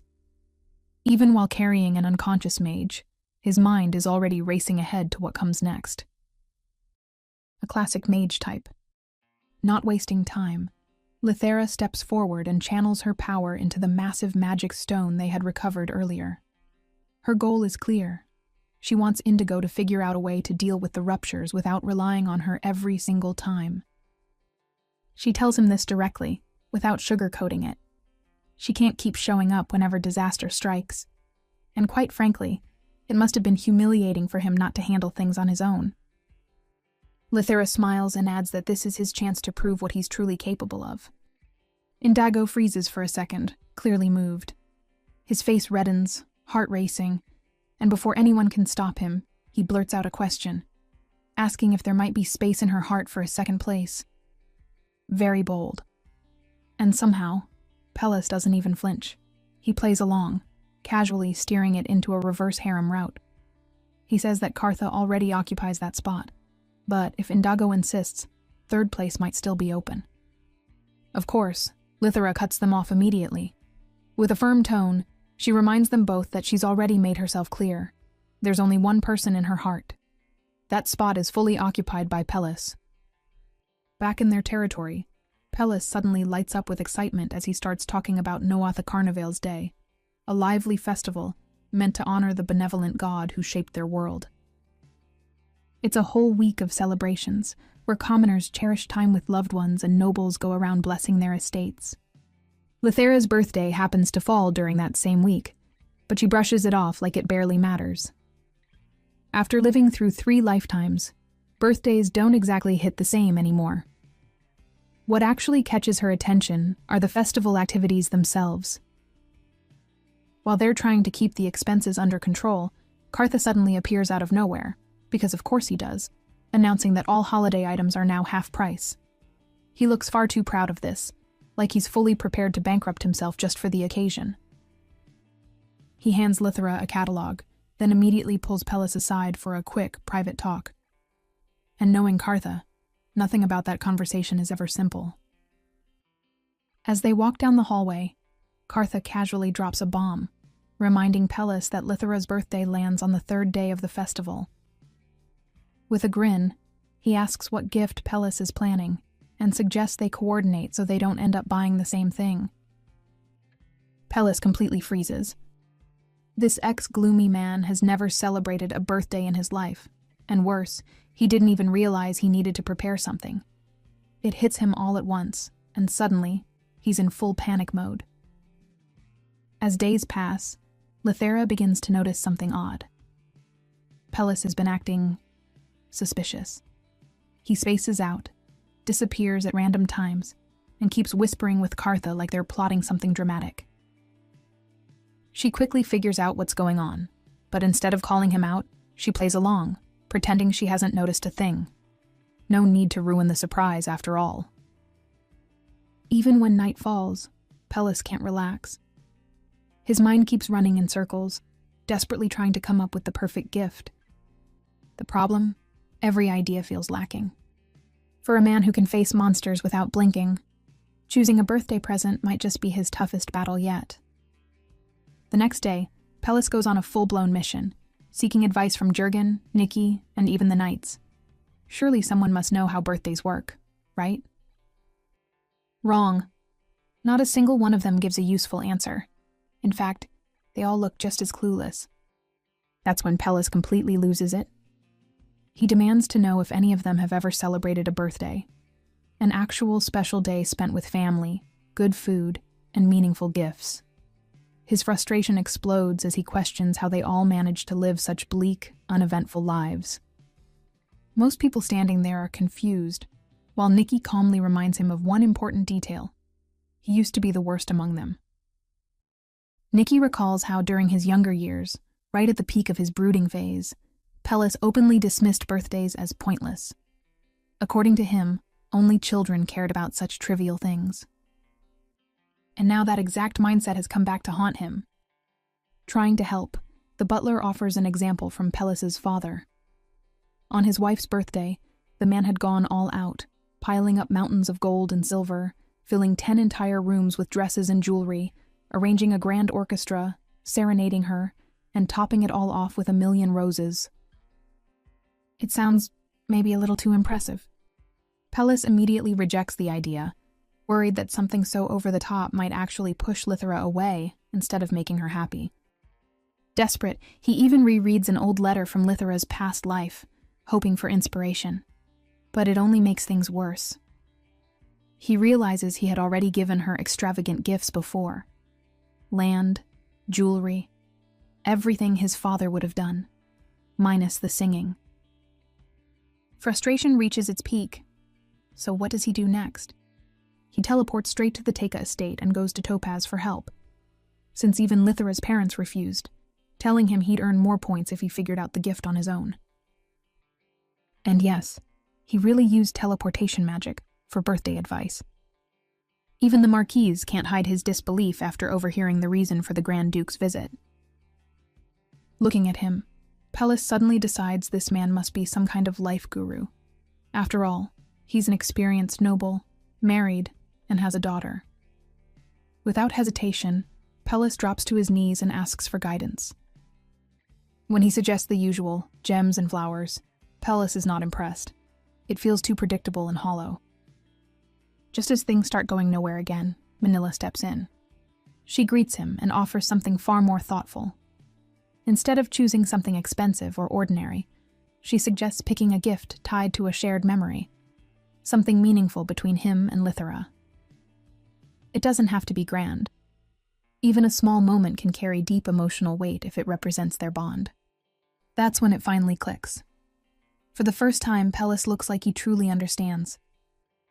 With genuine gratitude, he thanks Manila and promises to repay her someday. Then, without wasting another second, he heads back home, this time with a clear plan in mind. Fast forward to Lithera's big day, and Pellis is fully locked in. No mistakes, no second chances. He's determined to make this perfect, even if it costs him his sanity. As expected, Lithera is completely flooded with gifts. It's almost overwhelming. Her parents send her a stunning dress. Kartha delivers a collection of high-end items like he's trying to outdo everyone, and even the Lord Mage goes all out, crafting brand new artifacts just for her. House Tika sends their own contribution, and the people of Termaine, from knights to servants, add their heartfelt presents to the pile. It's a mountain of affection, and honestly, she looks a little buried under it. With a bright smile, Lithera turns to Pellis, gently pulling him closer. She tells him that out of everything she received, he is her favorite. Pellis, clearly affected, takes her hand and invites her somewhere more private, wanting to make this day linger just a little longer. From the balcony, Lithera gazes out at the glowing festival lanterns drifting through the night sky. It's truly a breathtaking sight. Then Pellis, looking unusually nervous, brings out his gift. He hands her a pocket watch. Simple on the outside, but once she opens it, she freezes. Inside are 4 tiny clocks. One represents him. The other 3 represent her past lives. That's not just a gift, that's a statement. Holding her hand carefully, Pellis explains. The watch symbolizes the time they share. Compared to everything she's lived through, their time together might seem small. Even if they spend their entire lives side by side, it will never match the years she's already endured. But for him, that doesn't matter. As long as the time they have is meaningful, as long as he can make her happy and honor everything she went through to reach him, that's enough. He just wants to stay beside her and treasure every second they're given. And just like that, he hits her right in the heart. Lithera realizes something painful yet beautiful. Pellis has always put her first. So much that he holds himself back, afraid of crossing a line. Their love feels fragile, like a rose sealed behind glass, flawless yet out of reach. Not because it lacks warmth, but because she's been holding back, afraid of being hurt the same way she once was. But she decides that fear doesn't get to control her anymore. With a gentle smile, she turns to him and says she has a gift for him too. She admits she once planned to wait, until she sorted out all her feelings, until everything felt right. But healing doesn't work like that, and being with him has already brought her more happiness than she expected. Even if it's scary, she's ready. She slips a ring onto his finger and quietly confesses that she loves him. Pellis is stunned, but before he can question her, she hands him the ring box and extends her hand, asking to hear his answer. His hands tremble, but he carefully puts the ring on her finger. His voice shakes as he finally says the words he's been holding in for so long. He loves her too. Tears slip out before he can stop them. He admits he's been waiting for the moment he could say it without hesitation. Lithera apologizes for making him wait that long, then tells him he can say it as often as he wants from now on. As their lips finally meet in a deep, lingering kiss, the moment turns heartfelt, both of them quietly pouring out everything they've been holding back. The next morning, sunlight spills into the room as Lithera slowly wakes up, only to immediately feel the consequences of last night. She stiffens, flustered as the memories come rushing back. So, they finally take their relationship to the next level. She glances beside her and spots Pellis still asleep, a rare sight, considering he's usually up before her. Taking advantage of the moment, She mischievously pinches his nose to wake him. As he stirs, she teases him, pointing out how peacefully he's sleeping after leaving her completely sore. Her face heats up the second he tries to respond, and she quickly shuts him down before he says anything that might make things even more embarrassing. Pellis, still red-faced, promises to be more careful next time. Then he wraps his arms around her from behind, quietly asking her not to dislike him. That only makes her blush even harder. Soon Pellis pulls her down beneath him, the teasing between them melting into something softer, words growing gentler, touches warmer.